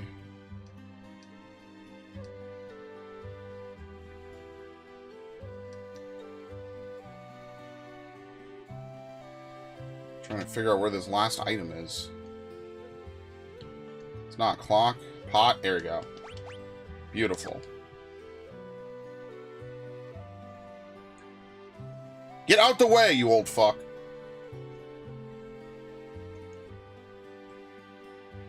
Alright. Ah, there you are. Another Imperial General and a man I hired back in town will be accompanying us as well. Let me introduce them. General Celeste and Shadow. Oh! Is something the matter? No, it's nothing. We depart tomorrow. In the meantime, I've arranged lodging for you at the inn. Please, try to get some rest. Celeste.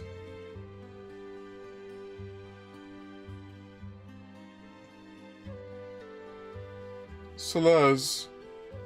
I'm working for the Empire, but don't worry, they didn't hire me to kill you.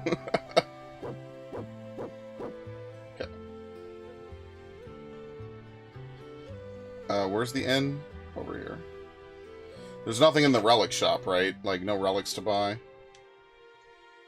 Oh, I love this theme, by the way. This is a really good theme. Final Fantasy VI has so many good soundtrack, or so many good songs, I should say, in its soundtrack. It's so good. Like, this is genuinely, in my opinion, one of the best soundtracks in an RPG. This game just has so much in spades. All it's got is the missables, man. I love the soundtrack of this game. It is a straight banger. Alright, here we go. Generally already made accommodations. Very nice. The Bitcoin beds.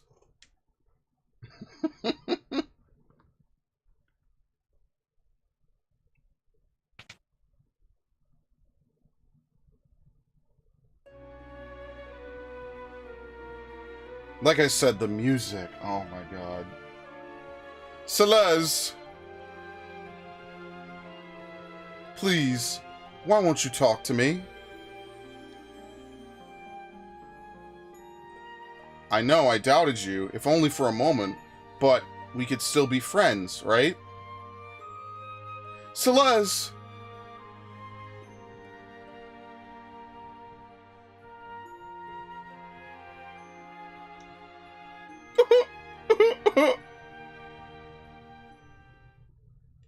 Anyway. Celeste! I love you! Ah!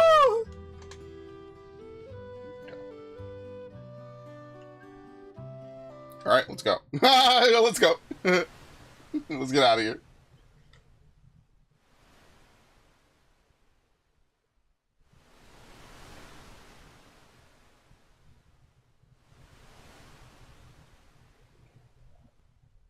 The engines are all running smoothly, sir. We should arrive tomorrow morning. Why don't you rest until then?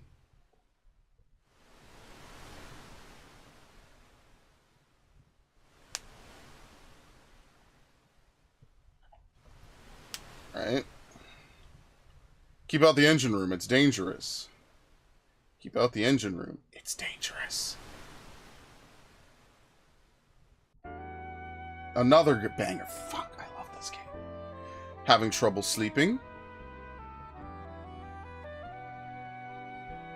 I hear your emotions have returned.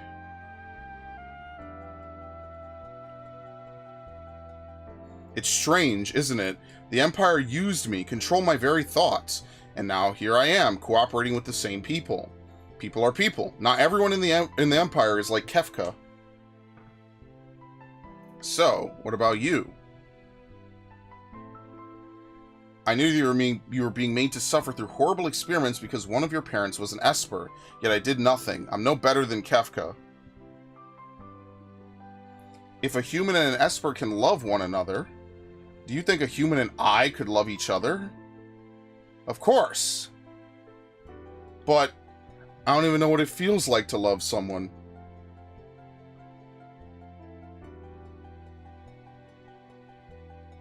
You're still young. Someday you'll know. I'm sure of it. Alright, bye. He's like, this is weird. I want to offer my apologies for not helping her, but damn, I can't help you with that. But I want to know now.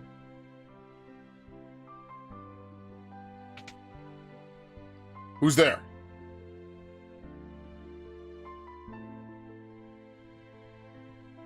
Thought I'd sleep out under the stars.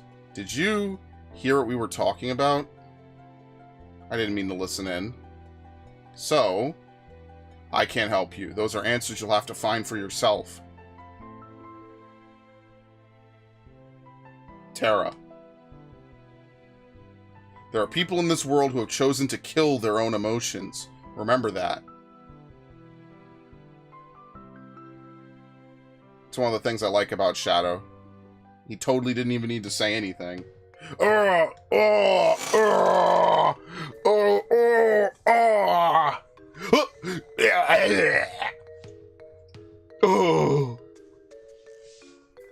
He just leaves. He's like, alright, I'm gonna go sleep over here. World's greatest treasure hunter reduced to this.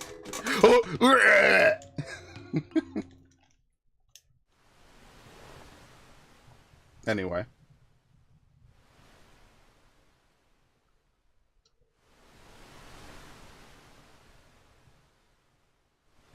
We need to find the experts quickly so we can make peace with them. Rumor has it that the lost power of magic can still be found on Crescent Island, weak though it may be. We're almost to Crescent Island. Rumor has it that you can't even get to the other people, I don't think. Yeah, there's literally not enough space. Okay. We're almost to Crescent Island. When we make landfall, we'll split into 2 groups. I'll go at Celeste. Terra, you go at Locke and Shadow. If you find any clues as to where the Espers may be hiding, report back at once. Let's go. Shadow. Locke? Come on. Wow, what a dick. She was finally ready to open up to him, and he just fucking blew her off, man. It's kind of brutal.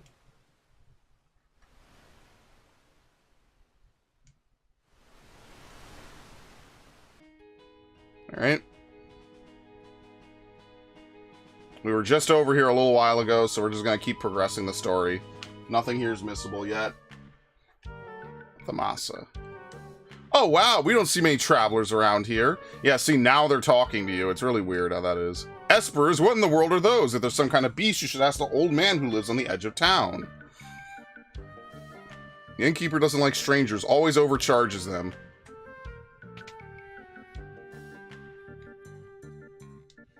Welcome, welcome. Magic, what's that? I think there's a scene somewhere over here. Here you go. You're not getting in here.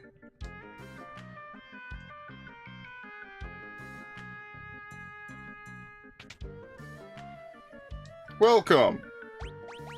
Black belt. You know, the Dragoon boots might be good for Mog. That's about it, though. Most of these... Okay, let's buy some Reflect Rings. The reason why I'm doing this now, even though you could do it later, is because later you will need the Reflect Rings to cheese a particular boss. It's one of my favorite examples of using all kinds of weird stuff to really get through a boss without doing anything. So that's one of the things I really like about this game, is a lot of bosses can be defeated in a lot of creative ways. But we'll get to that later. That's not coming up at any point in the next stream or two. It's just good that I prep now and I have it. What was it? Sorry. Fire! Fire! Huh? Uh-oh. It's almost like the people here know what magic is. There should be another scene. Here we go. Where did that voice come from? Mama, I got an owie. Oh, alright. Cure... Oh. Yo, yes. I think I left the medicine in the curio cabinet. Mama, why don't you use cure on me? Strange. There you go. What brings you young folks to see me? An elderly gentleman who has spent his whole life pursuing the secrets of monsters. Strago.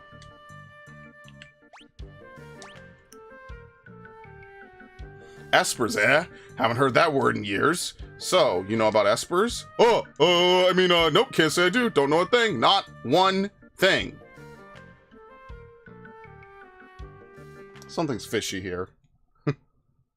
I like how Shadow's in on it. Grandpa!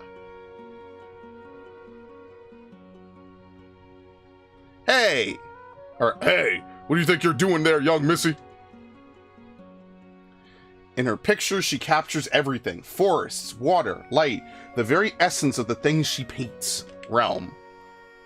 Ladies and gentlemen, the Pixomancer has landed. This is where they're getting the job from. Grandpa, who are they? Are they friends? Can they use magic too? Shush! What a cute doggy. Back off, he bites. Go back to your room. Why do I have to go to my room? You never let me have any fun. Because I said so. Now shoo. Fine. Oh dear, she seems to have taken a liking to your dog.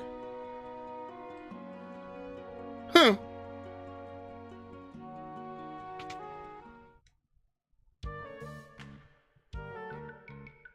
That child. My apologies. It's fine. He usually doesn't take to other people, though. Anyhow, I'm terribly sorry, but I really don't think I could be of any help to you folks. I see. We're just your ordinary, quiet little village. You're not going to find anyone who knows about those Esper things here, I'm afraid. Not in Thamasa. There's something strange about this place. Let's have a look around the village. Thanks for your time. Sorry I couldn't be more helpful. Interceptor!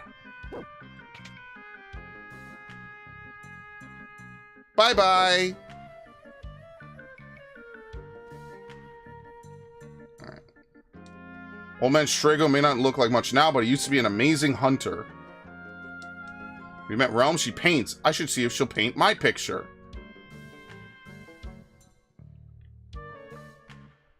Okay.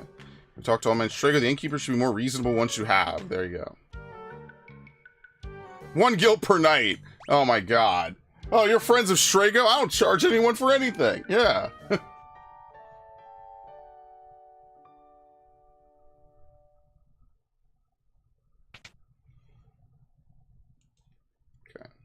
Oh! You gotta help. Realm, she's... Something happened to Realm? Yes, she was on fire and then the flame spread to the neighbor's house and... Oh, I can't even think straight anymore. Please, you have to help her. Shadow? Yeah, he doesn't care.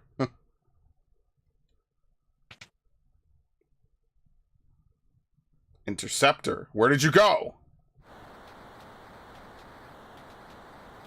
Can we go in here?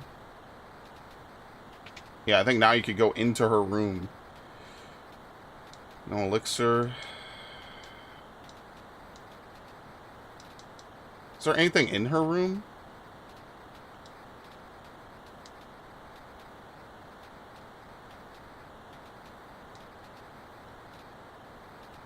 Yeah, here it is. The memento ring. What does it even do? Oh.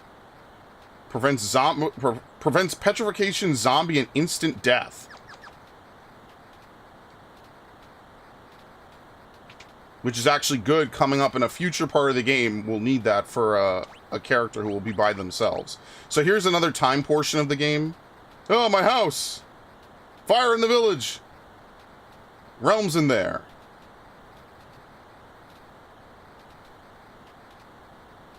Yikes. Oh! Realm! What are you doing? Flames be gone!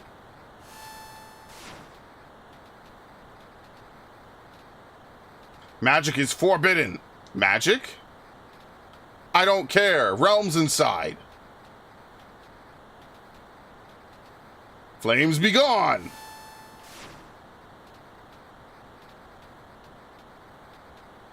Mayor. All right. We really have no choice. Stand back.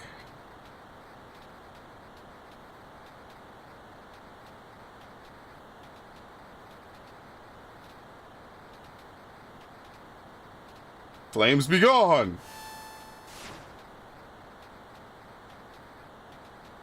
Flames be gone.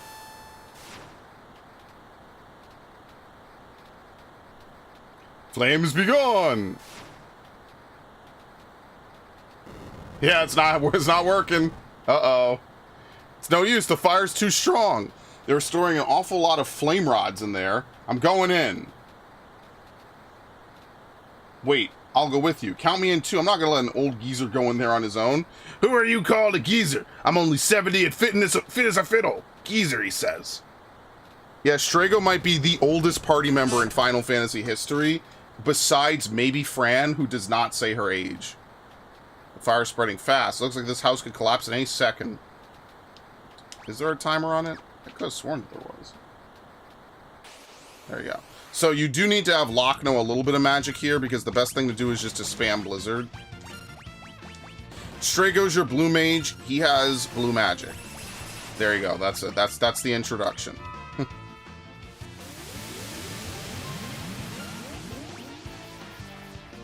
Very nice. I guess I should also give him some other stuff. Let's give him Ramu. Or no, actually, let's give him healing magic. That kind of matters a little more.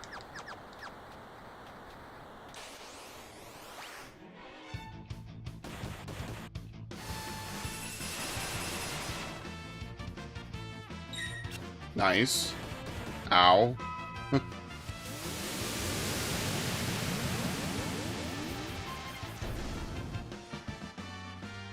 Okay, stop, protect, cure, the usual. Oh, wow, you actually do upfire. There you go, Experienced Warrior. Barely even did anything. We already have that done.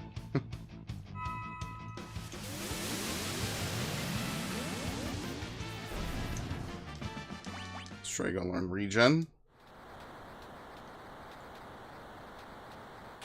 What the fuck?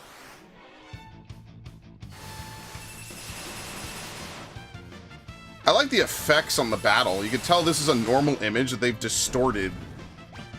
It's actually really cool how they've done that. Needless to say. Alright. There's items in here, and as you can already imagine, this is a missable segment, so...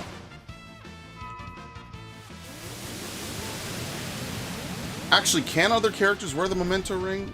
I think you could find multiple of them. That's why I think you can. Okay. What's even left for him? I guess Kotobel Pass. HP plus 10.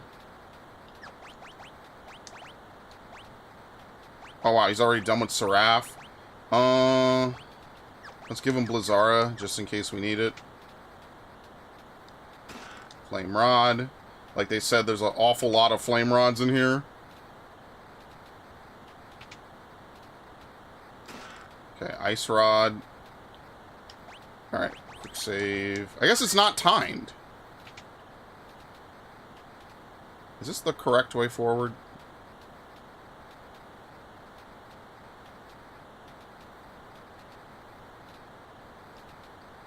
No, you know what it is? I think some doors just don't open. I think that's what it is. Oh, God. How is it a back attack? We walked into them.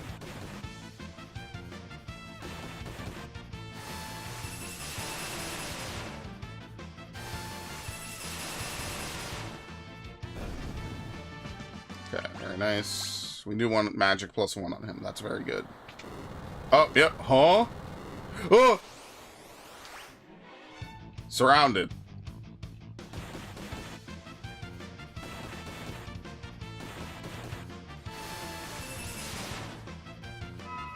Oh god, that was a little bit of a waste.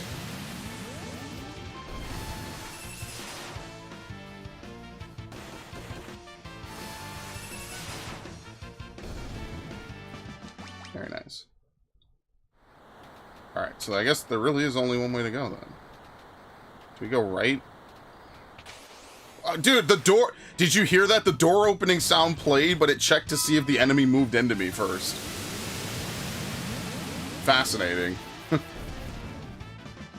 Bio break. Very nice. Okay. No! That's the run speed. It's fine. That's what we have Strago for. Yeah, Aqua Breath will pretty much carry you through the game. It's one of the few abilities in this game that does water damage. Which means it's nothing really resists it, is what I mean to say. It's not like it's stupidly broken, like a lot of enemies are weak to water. It's just that nothing really resists it. And so because nothing really resists it, it's a great move to use because, you know, nothing really absorbs it either. Unless it absorbs maybe like multiple elements. That's the problem with water, wind, and earth being not really used a lot in Final Fantasy. Yeah. Is this what started the blaze? The Flame Eater.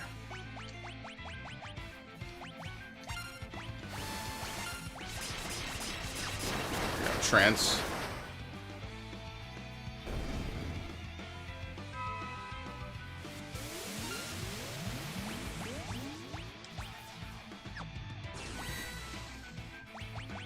Is there anything to steal from this thing? I have no idea. Here we go. So while Terra's in trance, as you can see, her ATB slowly drains instead.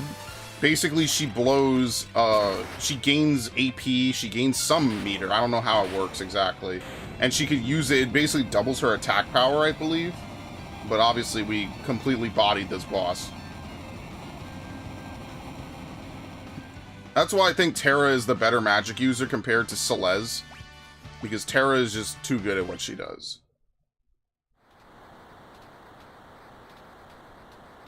Oh! Oh! Realm, where are you?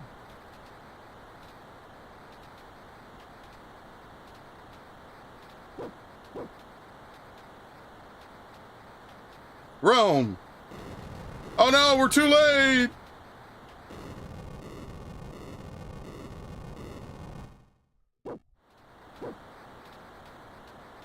Yeah, I imagine Interceptor fighting all these dudes by himself. Let's get him, boy. Oh my god. Dude, Shadow is so cool, man. Time to get out of here. I'll use a smoke bomb.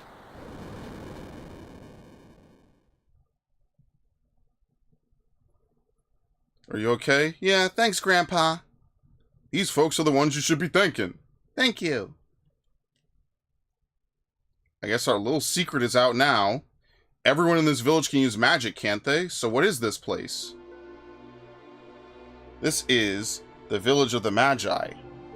A long, long time ago, humans used magicite to acquire magical powers. Those who gained this ability came to be known as the Magi. I didn't think there were any Magi left in the world. After the War of the Magi, the Espers fled to a new world beyond the Sealed Gate. They wished to live in peace without fear of their powers being used by others. That left only humans in this world, and the ordinary ones feared the Magi's power. The horror of war was still fresh in their minds. That fear soon sparked an inquisition. Magi were hunted down and executed. Oh, there were trials, of course, but they were merely for show. Even though the only difference was that they could use magic. The few who managed to escape took up shelter here. They were our ancestors. Our powers have weakened as our Magi blood is thin, but they remain in some form or another. If you're up to it, do you think you'd be willing to help us? You said you were looking for Espers, right? Well, I do owe you one for saving Realm. I'll help you find your Espers. I want to go too. I think not, young lady. Fuddy-duddy. But where do we start? If they came this way, they may be hiding in the mountains to the west. Why there? Those mountains are teeming with magical energy. According to legend, they're a sacred place to the Espers. Perhaps the magic drew them there after they went berserk. It's worth a look. I like how Shadow just leaves. Oh, fuddy-duddy.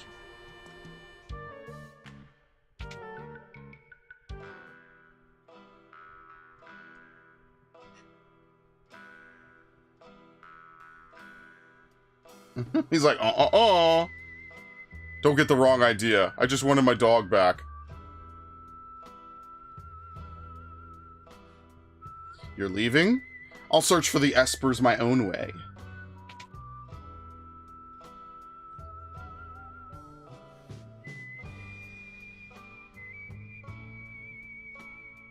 Interceptor!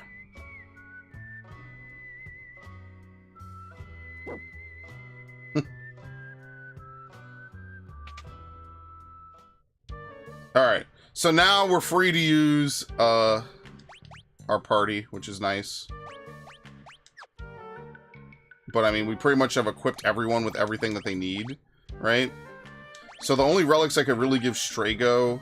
I guess you can only use the Memento Ring on Realm. Never mind, I thought you could use it on anyone.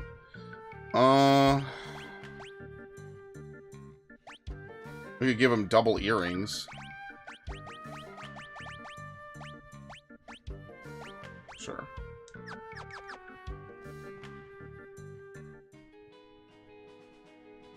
Alright, so what we are going to do is we're going to walk over here.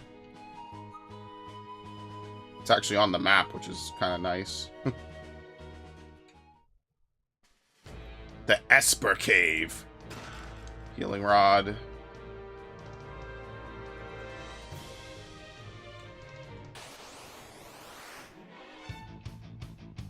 I think I'm just gonna have everyone use their usual. So like, in Locke's, oh, I could give Locke the Genji glove. I totally forgot about that. Yeah, I can give him the Genji glove after this. So, as with Strago, as usual, he needs to be hit by things in order to learn it. We already went through this in Final Fantasy V. That's one of the most annoying portions of using a blue mage, is that you need to know what you can use and what you can learn.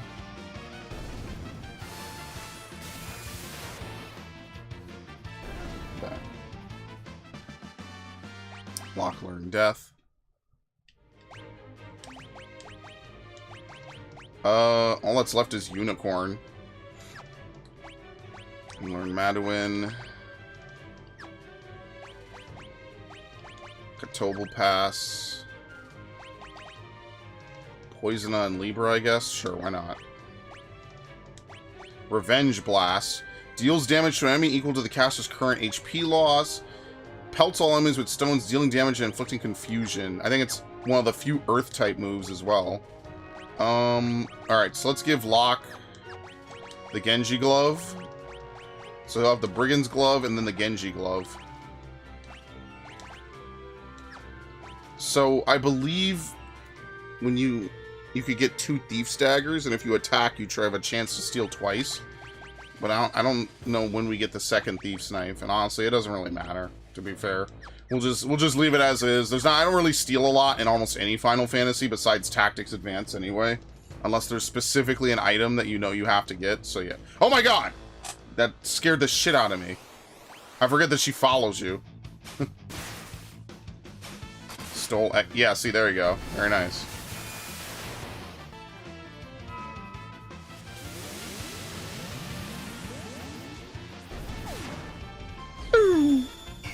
Thanks.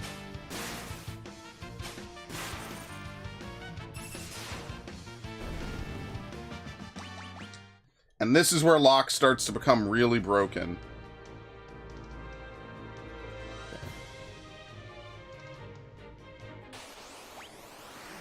Bonacon. Unfortunately, it means that Locke's moves now take way longer. So if you're trying to speed through stuff, you probably want to have you use magic.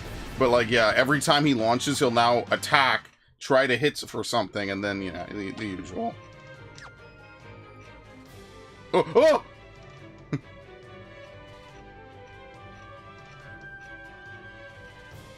Are these the statues of the Warring Triad? The Warring Triad?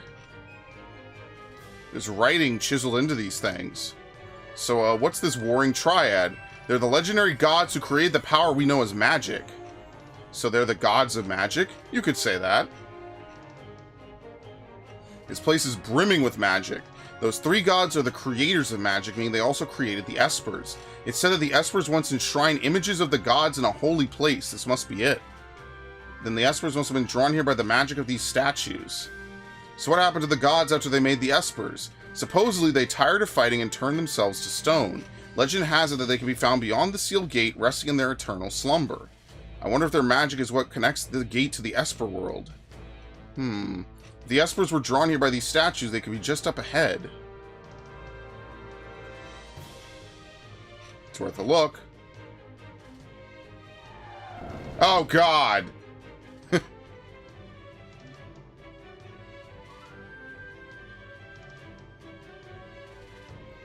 These shiny golden statues are all mine.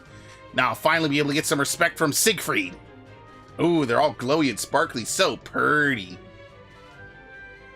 Hey, Squid Brain, don't you ever learn? Well, Mom always said I was a slow learner, but at least I never give up. Oh my god. Thought you wouldn't see me again. I got more lives than I do arms.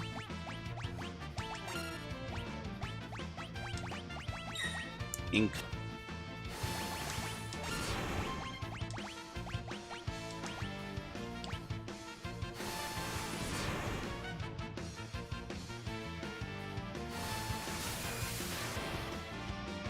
Stone blocked. Wow, very nice. He hasn't even gotten to do anything. Holy fuck. He's getting bodied. That's it. That's supposed to be a whole boss fight, basically. Grandpa, I followed you here. Realm, I thought I told you to stay home. I wanted to practice my drawing. I'm a budding virtuoso, after all. Hey there, what's your name? How dare you ask me my name? As if anyone wouldn't already know the great Ultros. A pint-sized virtuoso and an egotistical octopus. Do I even want to know what's next? Hey, Ulti, why don't you pose so I could draw your picture? Ulti? The nerve of this brat. Look, I'm not one of your kitty friends, and I don't want a stinking portrait. Forget it then. I didn't want to draw your picture anyway. It's okay, I'll just jump off this ledge, then everyone will be happy. No, Realm, don't jump. Whisper, whisper. How dare you tease a little girl like that? If anything happens to her, I'm not gonna forgive you. I mean, I didn't. Well, geez, what do you want me to do? Let her draw your picture. Maybe she'll even make you look good. I'm not cut out for this sort of thing.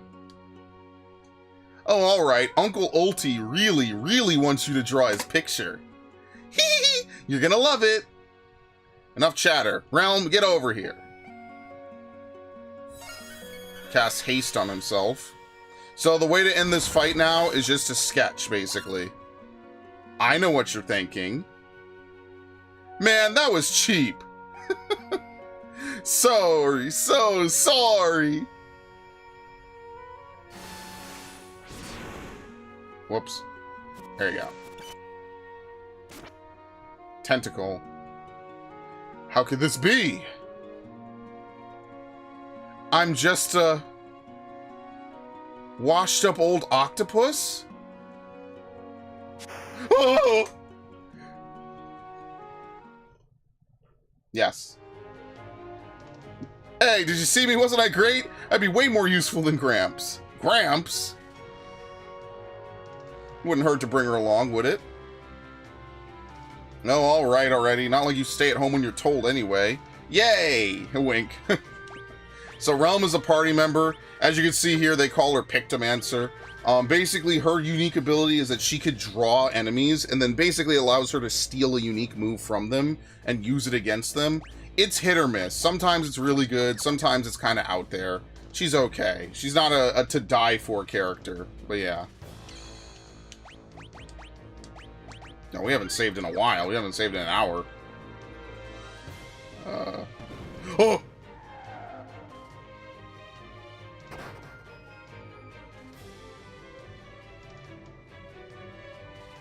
What the fuck?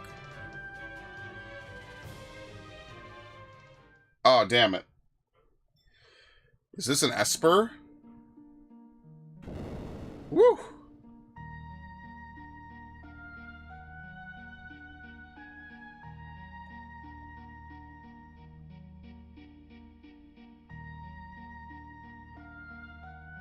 That's a lot of them. What are they doing? I had no idea with this many. Gramps, take Realm and get out of here.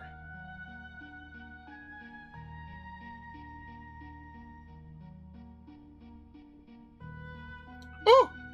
They're behind us.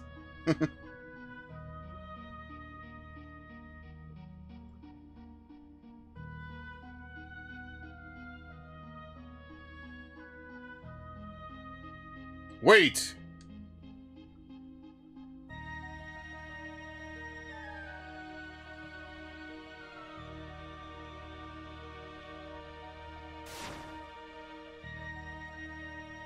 What is it? I sense incredible magic power in Terra. No, it's more than just magic. I hope she's not gonna go ballistic again.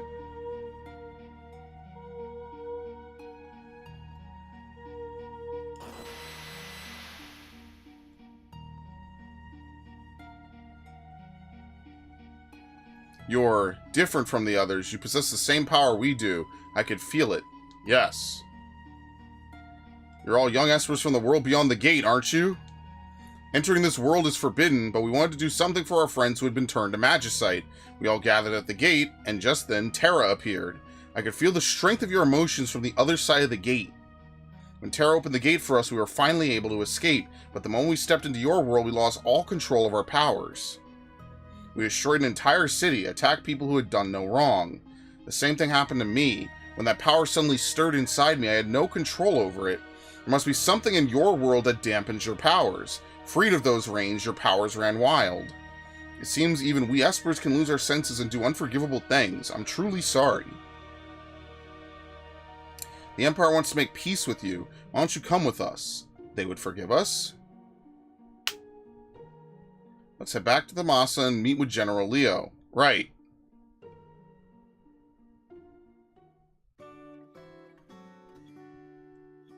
General Leo. Locke, it seems you found the Espers. I owe you a debt of gratitude. I am Leo, a general of the Empire. Might I have your name? I am Yura. What we have done to your people is inexcusable. We are in no position to ask for your forgiveness, but... Speak no further. We did not seek you out to chastise you for past mistakes. It is we who ought to be ashamed. We thought of you only as a means by which to wage war. How close we came to bringing about a second war of the Magi. We must put all this behind us. I think our work is finally done. Looks like true peace is finally upon us. Let's go back to Vector. Celeste. Please, don't say anything. Those two are hot and heavy, huh, Grandpa? They're young, dear. Oh! Even the troops have a laugh. Oh no! No! It's him!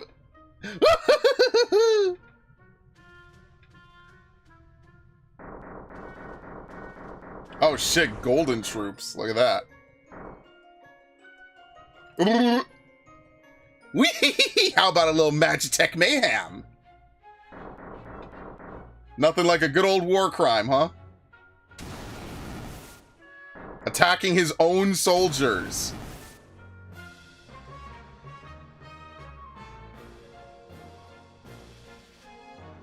Kefka, what do you think you're doing?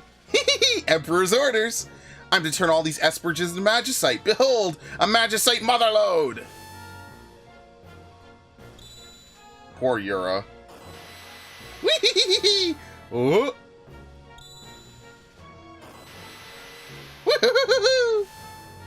No escape!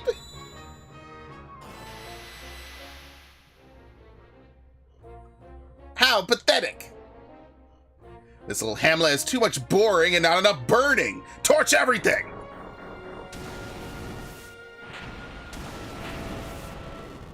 Kefka, no! Shut up!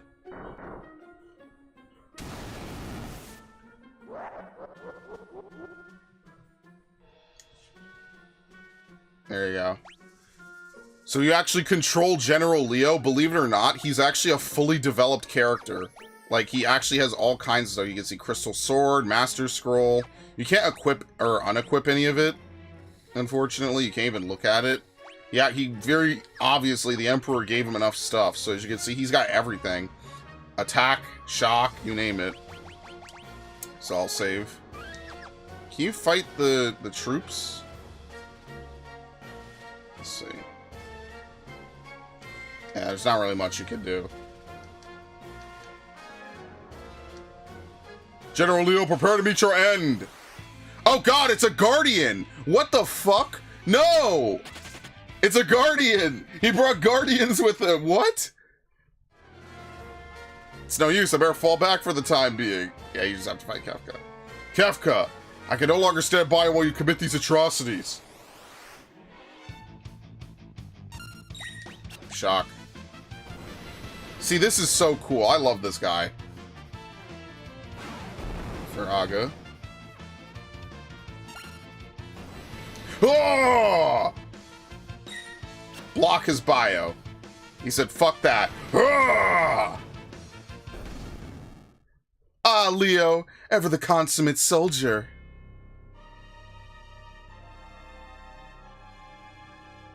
Where are you, Kefka? Show yourself. Emperor Gestal. I need you here. Leo, my liege. I'm sorry I had to deceive you, Leo. It was the only way to get the Magicite. You understand, don't you? But Emperor, don't say anything. I understand how you feel. That's right. Our top priority is collecting Magicite now. But my liege, then, what have I been fighting for? Leo, I'd like you to take a well-earned rest. A very, very long rest. Oh! What, you thought you actually hit me? That was an illusion, just like my Gestalt. You really are a slow one. And always, always, always such a little goody two-shoes. Kefka, you're insane. I'll tell your liege I had to dispose of a traitor. He kills him. Die, die, die!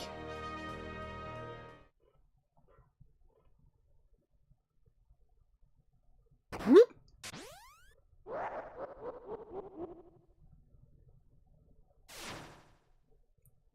What? Huh? Oh my god, it's a rave. What is this? I feel tremendous power, wave after wave of pure magical energy.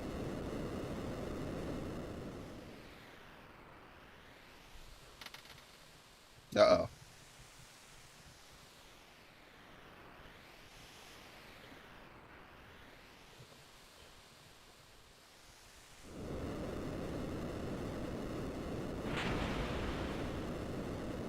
Uh-oh. Yeah, the Espers aren't too pleased with that one, motherfucker. Ah, get him! Hang on, we're coming to help! I guess it's the same dudes again. Hurry! It was a chivalry color. Faster! Oh god, it's a carbuncle. And then, I forget who that was.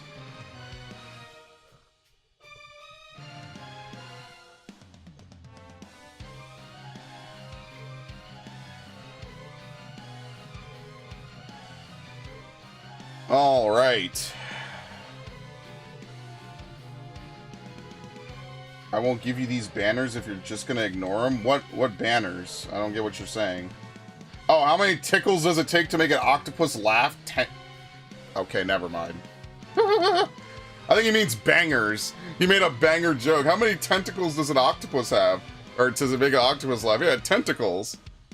Oh, you all showed up for my party? I wasn't expecting you guys, gals, whatever.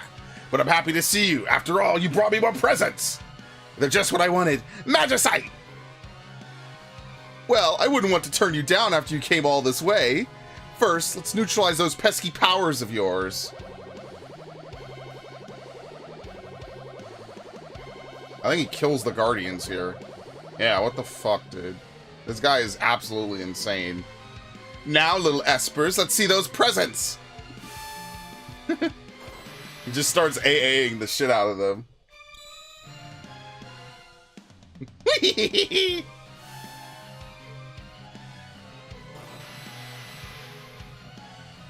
Thank you. I'll be taking that. Yeah, you want to take me on? Fine, here I am. Fire. It's an Ifrit clone. Fire up. Firaga. It healed him after all that. You thought you could defeat me? How rich. Come to me, my Magicite pretty. Come and help me build the Magitech Empire of Kefka.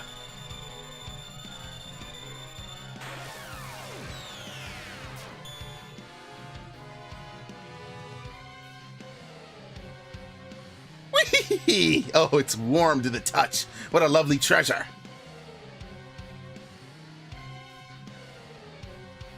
What a joke. I didn't know you Espers were such wimps. This isn't even fun. Time to wrap things up. Uh-oh. Whoop. There should be plenty of Magicite. Now all you need to do is claim that final treasure beyond your precious sealed gate. I just can't believe it.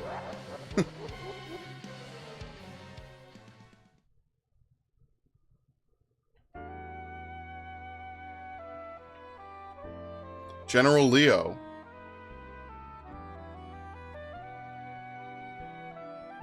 People only seem to want power, don't they?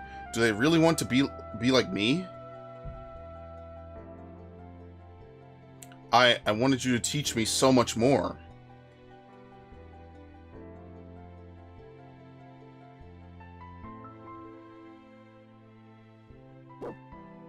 Interceptor, that's a nasty wound. Not only Leo, but Shadow too. Curse the Empire! That'll have to do for now, buddy. You're so sweet. Don't worry, your friend Realm will take care of you. Now I'm worried about Edgar and the others back in the Empire. I hope they're alright.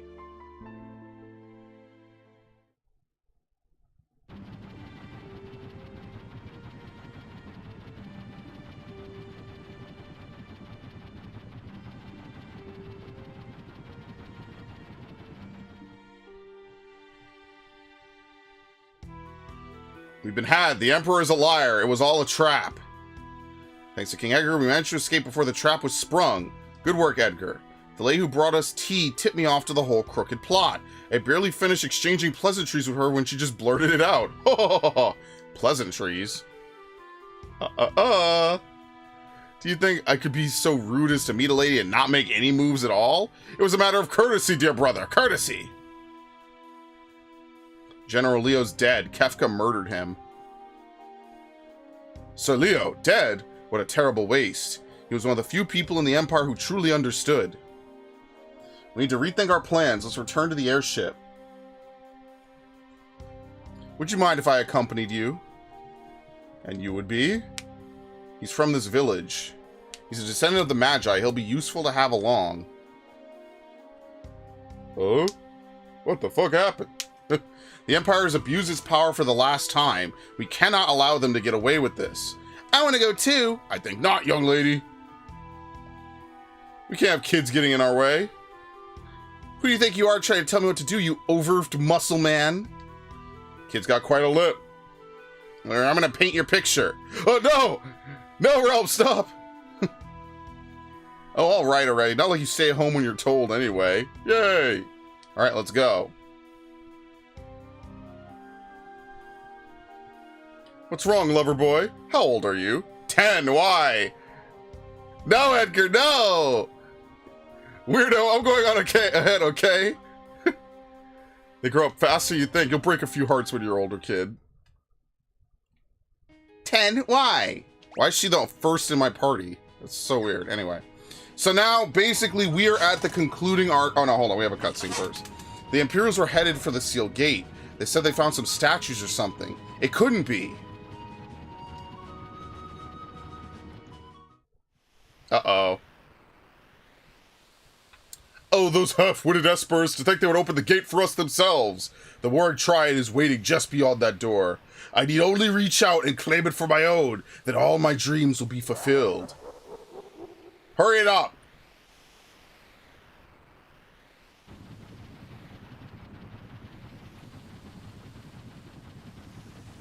What's wrong, Terra? The island, something's happening. The Earth is crying out.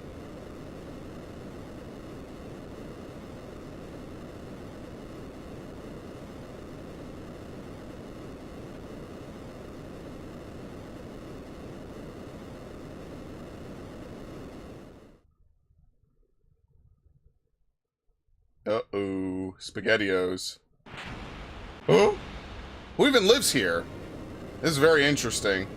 No, help! Ah! Ah!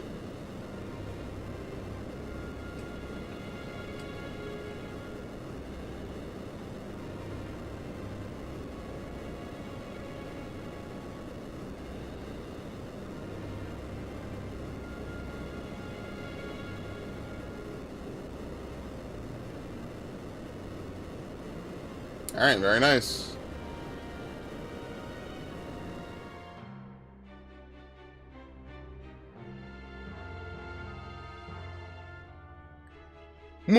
So this is the power of the Warring Triad.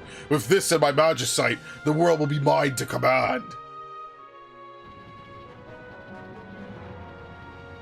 The source of all magic, the Warring Triad. Those things, they're said to have turned themselves to stone facing one another. That way, each one's powers would be neutralized by those of the other two. If the three were ever moved out of their perfect alignment, the resulting power imbalance would destroy the world as we know it. What?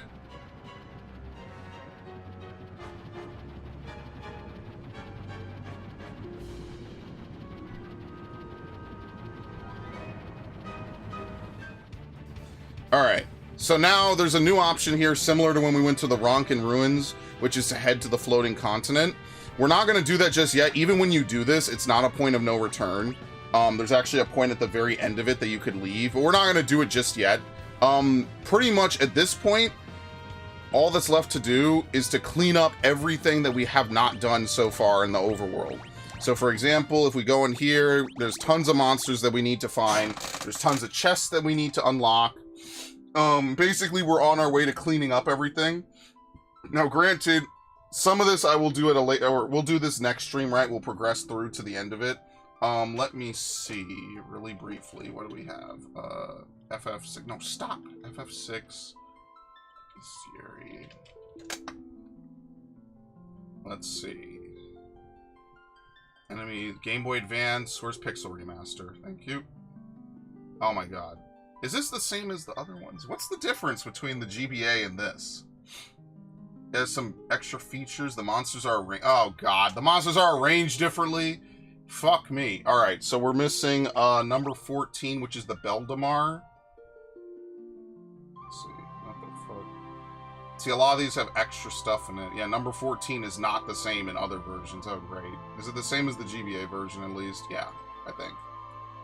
Alright, Beldamar. We are missing 32 to 35, which is... I think that's Stray Cat. I think I missed all of that. 32 to 35 is Stray Cat to Chippa Rabbit, which I think is the same. I think it's the same as the GBA version. I'm pretty sure, right? Let's see. 32, 33, 34, 35. What else are we missing? 72, which is Grassworm and a Grenade. We never found. And then we're also missing 79, which is Trapper.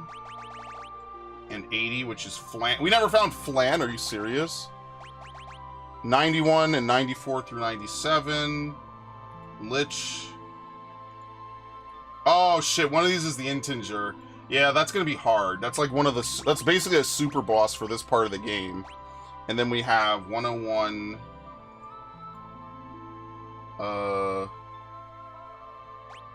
And then everything up to Ninja. Wait, I'm sorry, what is one? Yeah, 112. We haven't done Behemoth, Platinum Dragon, Apocrypha. Wait, are all these... No, okay, some of these are coming up, right? Some of these are coming up in the next area, so that's actually why we don't have all of those. Okay, so we actually can have up to 103 at this point. Other than that... Let's see if we could find most of these. Some of these might be in, yeah, some of these are in the Esper Caves, and they're rare. So basically, we're at that point. We've been here in quite a few games so far, where we can pretty much freely go wherever we want and wrap up pretty much everything. So if there's any missing items, as long as I just totally didn't, like, bungle it. Oh, wait, this is where the floating continent is? Wait, really? Is this it right here? I have no idea what the hell this is. What is this? I'm assuming this is the floating continent, but you can't actually access it from here. That's actually really weird that it's just out there like that. Am I losing my mind? I have no idea. Whatever. Okay.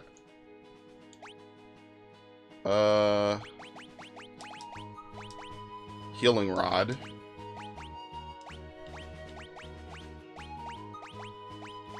Chocobo Brush. Ah, fuck it.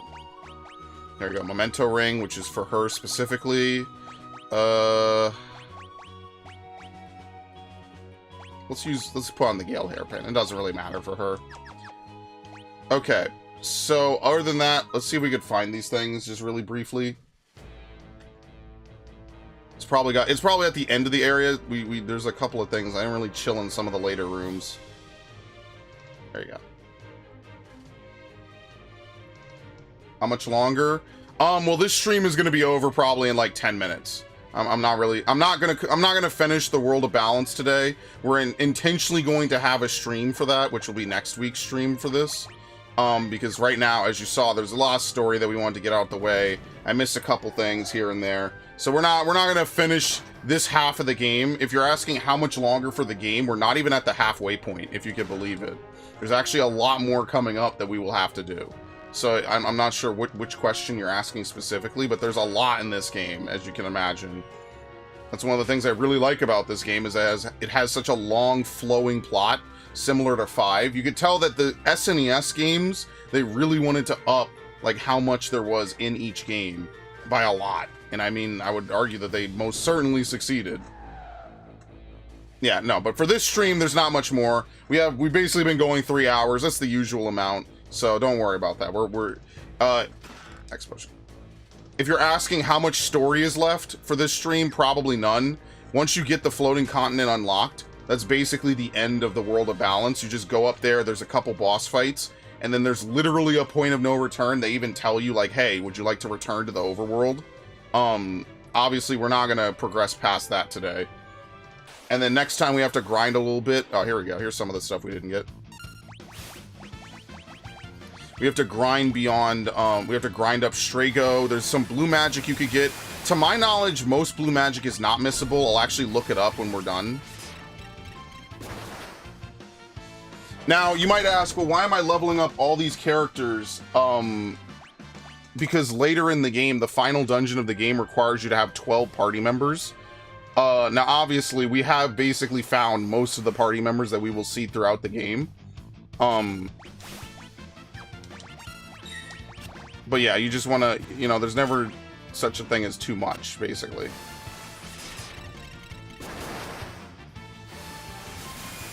And you do want them to be equipped because the final fights are kind of difficult. So you actually do want people to level up and be gaining extra points and stuff like that.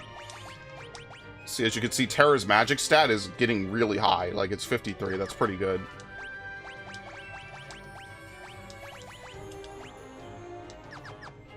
Okay. Alright, where is this thing exactly?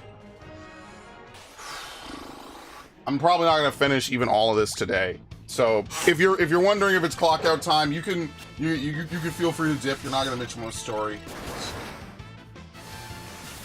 Alright, not only these physical attacks, but on their third turn, they always use, where the fuck are they? They use White Wind. Okay, that's good. Let's see. Sometimes you have to go on the actual, like, location to see what... Let's see. In the caves... Oh, it's outside on the slopes that these things spawn. Oops. Alright, so we actually do not want to kill them because they teach White Wind, and White Wind is good healing for Strago. Cells into Lurk. Duke Dark when you showed up at the end! No!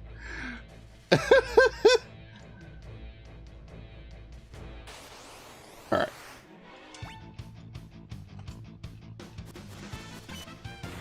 There you go. That's why Sketch is not that great.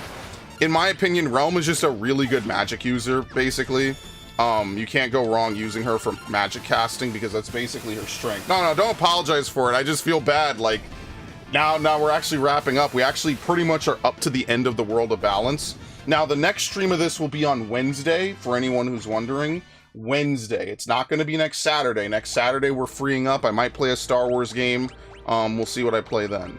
But, yeah, we're basically wrapping up the World of Balance. We have some grinding to do. There's some blue magic and stuff. Oh, I'm very familiar with this game. This is the Final Fantasy that I know the most about, for sure. Now, let's hold on. On their third turn, they use White Wind. Some of it I'm looking up on the fly. Like, for example, where the blue magic is, things like that. The mist monsters that I haven't seen. There we go, White Wind. Does it have to be cast on me, or does Strago just have to see it? I'm not really sure how this works.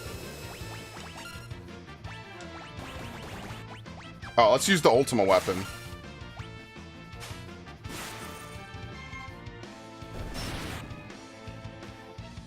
I think with a lot of training, the Ultima weapon can become like... I mean, it pretty much is the best weapon in the game. Oh yeah, he just has to see it. That's really different. It's different in every game, man. Oh my god. Yeah, Realm is a good spellcaster for sure. That's pretty much what you're going to use it for. There might be a couple niche usages here or there. Let's see. South Figaro and Saber Mountains. Okay, let's leave then. There might be a couple of niche usages for, hang on, teleport. Thank you. Yeah, this is the one that's really easy to learn. Strago just has to see it and not be dead. I don't even know about that last part. He might be able to be dead. So yeah, basically there's just a couple things we need to wrap up. For example, I'm going to look for all the treasure chests because I'd like to, you know, get the platinum for all these games. So there's a bunch of different areas I need to enter and things like that. If not, it's not a big deal, but it would be something that would be nice to do just while we're dicking around. All right, so what is it? South Figaro. Oh no, South Figaro. What the fuck? Where? Man, they make it really annoying. It's the strongest enemy outside of South Figaro. All right, let me set up some magic just so I don't have to constantly... Oh, no, she doesn't have anything. You're killing me, man. This is why Sabin is so good, because you just have him use Saber Dance, or, whatever it is. Excuse me? She insta-killed it. She opened up a pit. Remember to like, comment, and ring the bell? I gotta find the clip that I made where I literally hit a bell. I'll clip that at some point.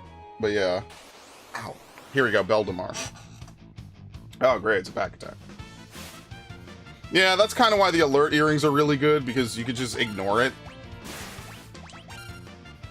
Oh my god, he healed it. And it's dead. Very nice. Alright. Let's see.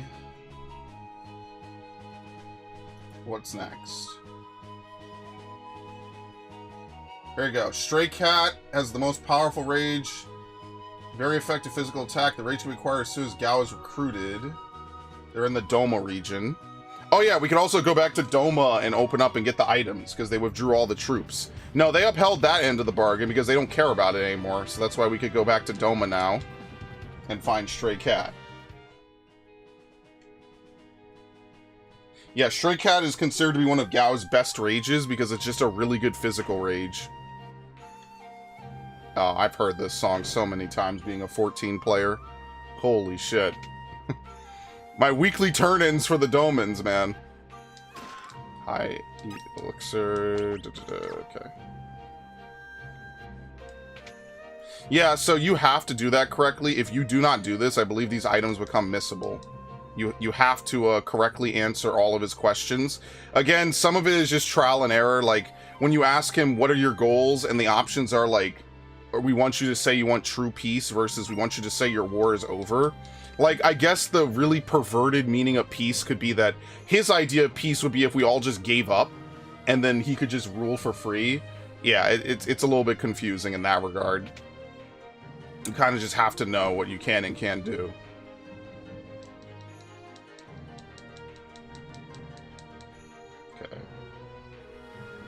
I don't recall, but I was the one on Rogue Galaxy. Yes, Rogue Galaxy will be tomorrow. Now that I'm done moving all my shit around, we will be playing Rogue Galaxy. I will be suffering for Ash's entertainment and hopefully for the rest of you, because my god, that game has been killing me inside. But I will at least give it an honest go in the same way I will give Wasteland an honest fair shake. Wasteland usually isn't my type of game, but I will give it a fair go. And same thing with Rogue Galaxy. Now, if Rogue Galaxy continues to be a pain in my ass, I don't know if I'll finish it, but yeah. Oh yeah, it's still on. It will be at 9:15, 9 o'clock tomorrow, sometime Eastern. 9:15-ish. Yeah, okay. What the hell, what am I missing?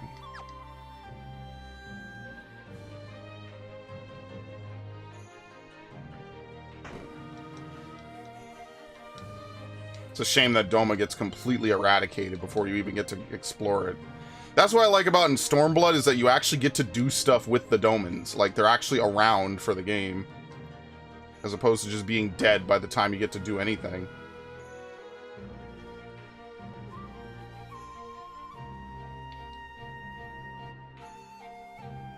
Sadly, Cyan did not show up. When I first saw Gosetsu, I thought he was Cyan. I was like, oh shit! Nah, that's not the case.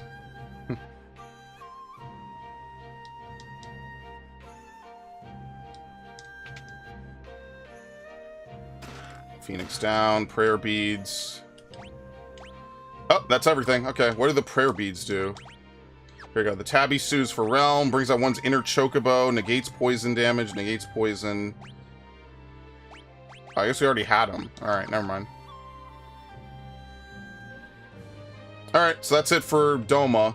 Now, there is one extra thing we will do in Doma later, but it is considered a different area. So because of that, if you don't grab this stuff now, I believe you cannot grab it later. I could be wrong about that, but as always, it's better to err on the side of caution and just get it done early, so that way you don't have to worry about it.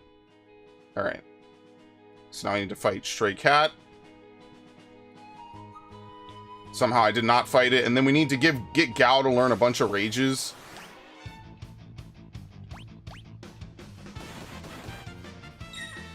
Wing Snap. Oh no. It berserks them. Well, fortunately, at this point in the game, when you have Sabin and Shadow and Cyan, Enrage or Berserk would just do whatever, yeah. There's something you get at a later time that counts as a different area. Yeah, if you leave and then re-enter right after. Yeah, there's all kinds of, like, weird, like, very niche things. Oh, here we go. All kinds of weird things that you just need to know that exist in this game. And if you don't, I mean, you just might be shit out of luck. Now, like I said, we're not going to get the blue magic yet. We're going to do that next time. Alright, goodbye.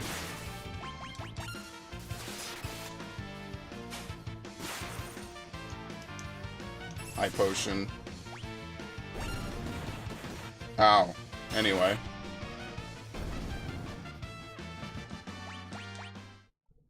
Alright. That's Stray Cat, which means now we can get that for Gao, which will be nice. Feather Dust. Around Gao's father house and Doma Castle. Oh, I guess we could just stick around.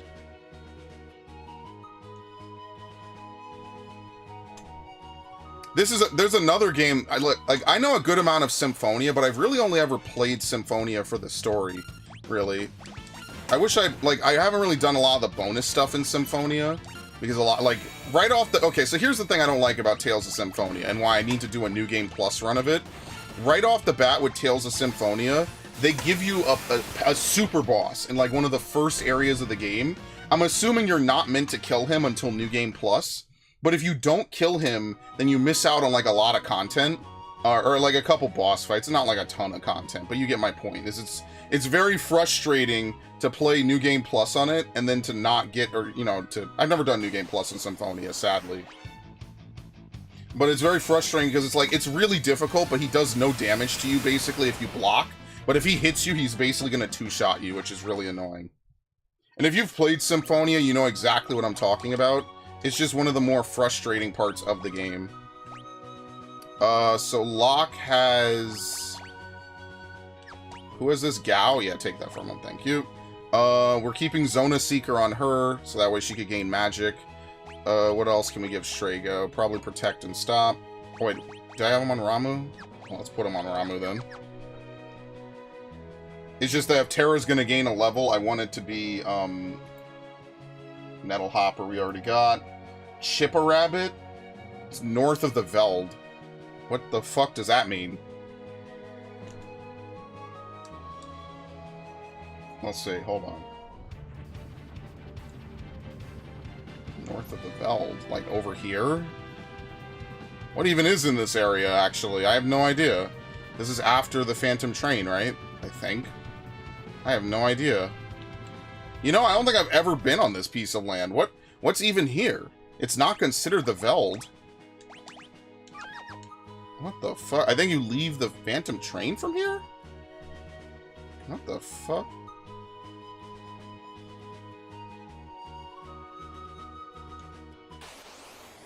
Bombs. Oh, actually, we need them to use self-destruct. Let's see them use self-destruct first. Or I think Realm can force it by using Sketch. I think they're meant to work as a team together. Oh my god, are you serious? Can you stop? I'm getting bodied by bombs. Yeah, I guess this is kind of a high-level portion. Let's see, here we go. No, not Blaze. There we go. Alright, perfect.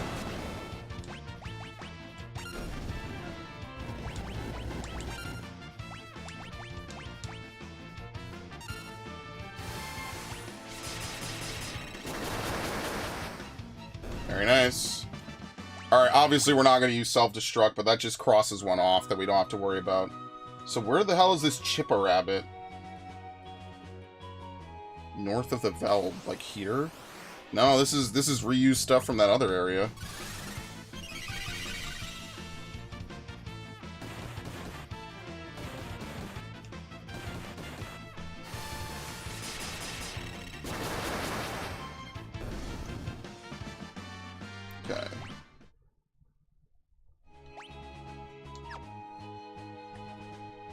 It's north of the Veld.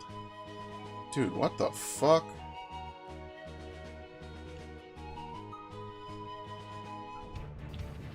There you go.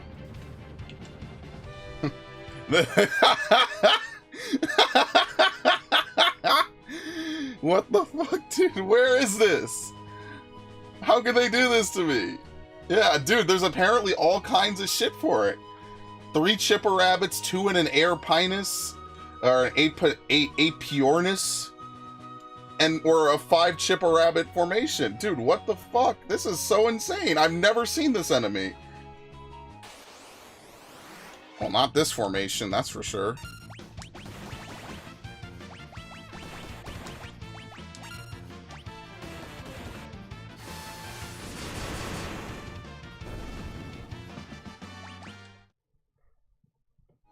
God damn.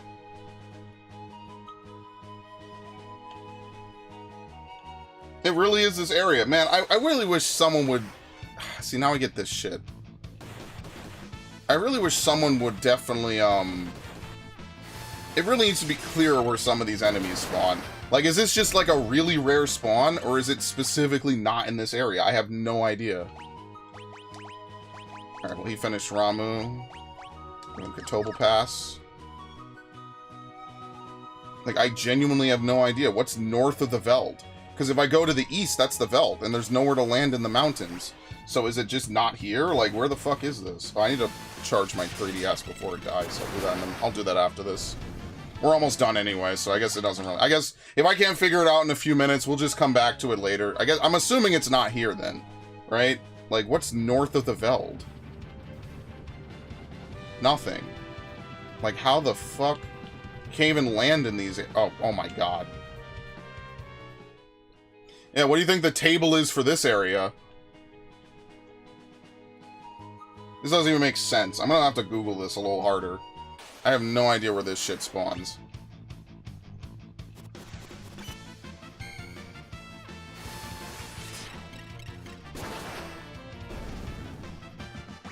Rasp and Osmos. Is that it for Shiva? Yep.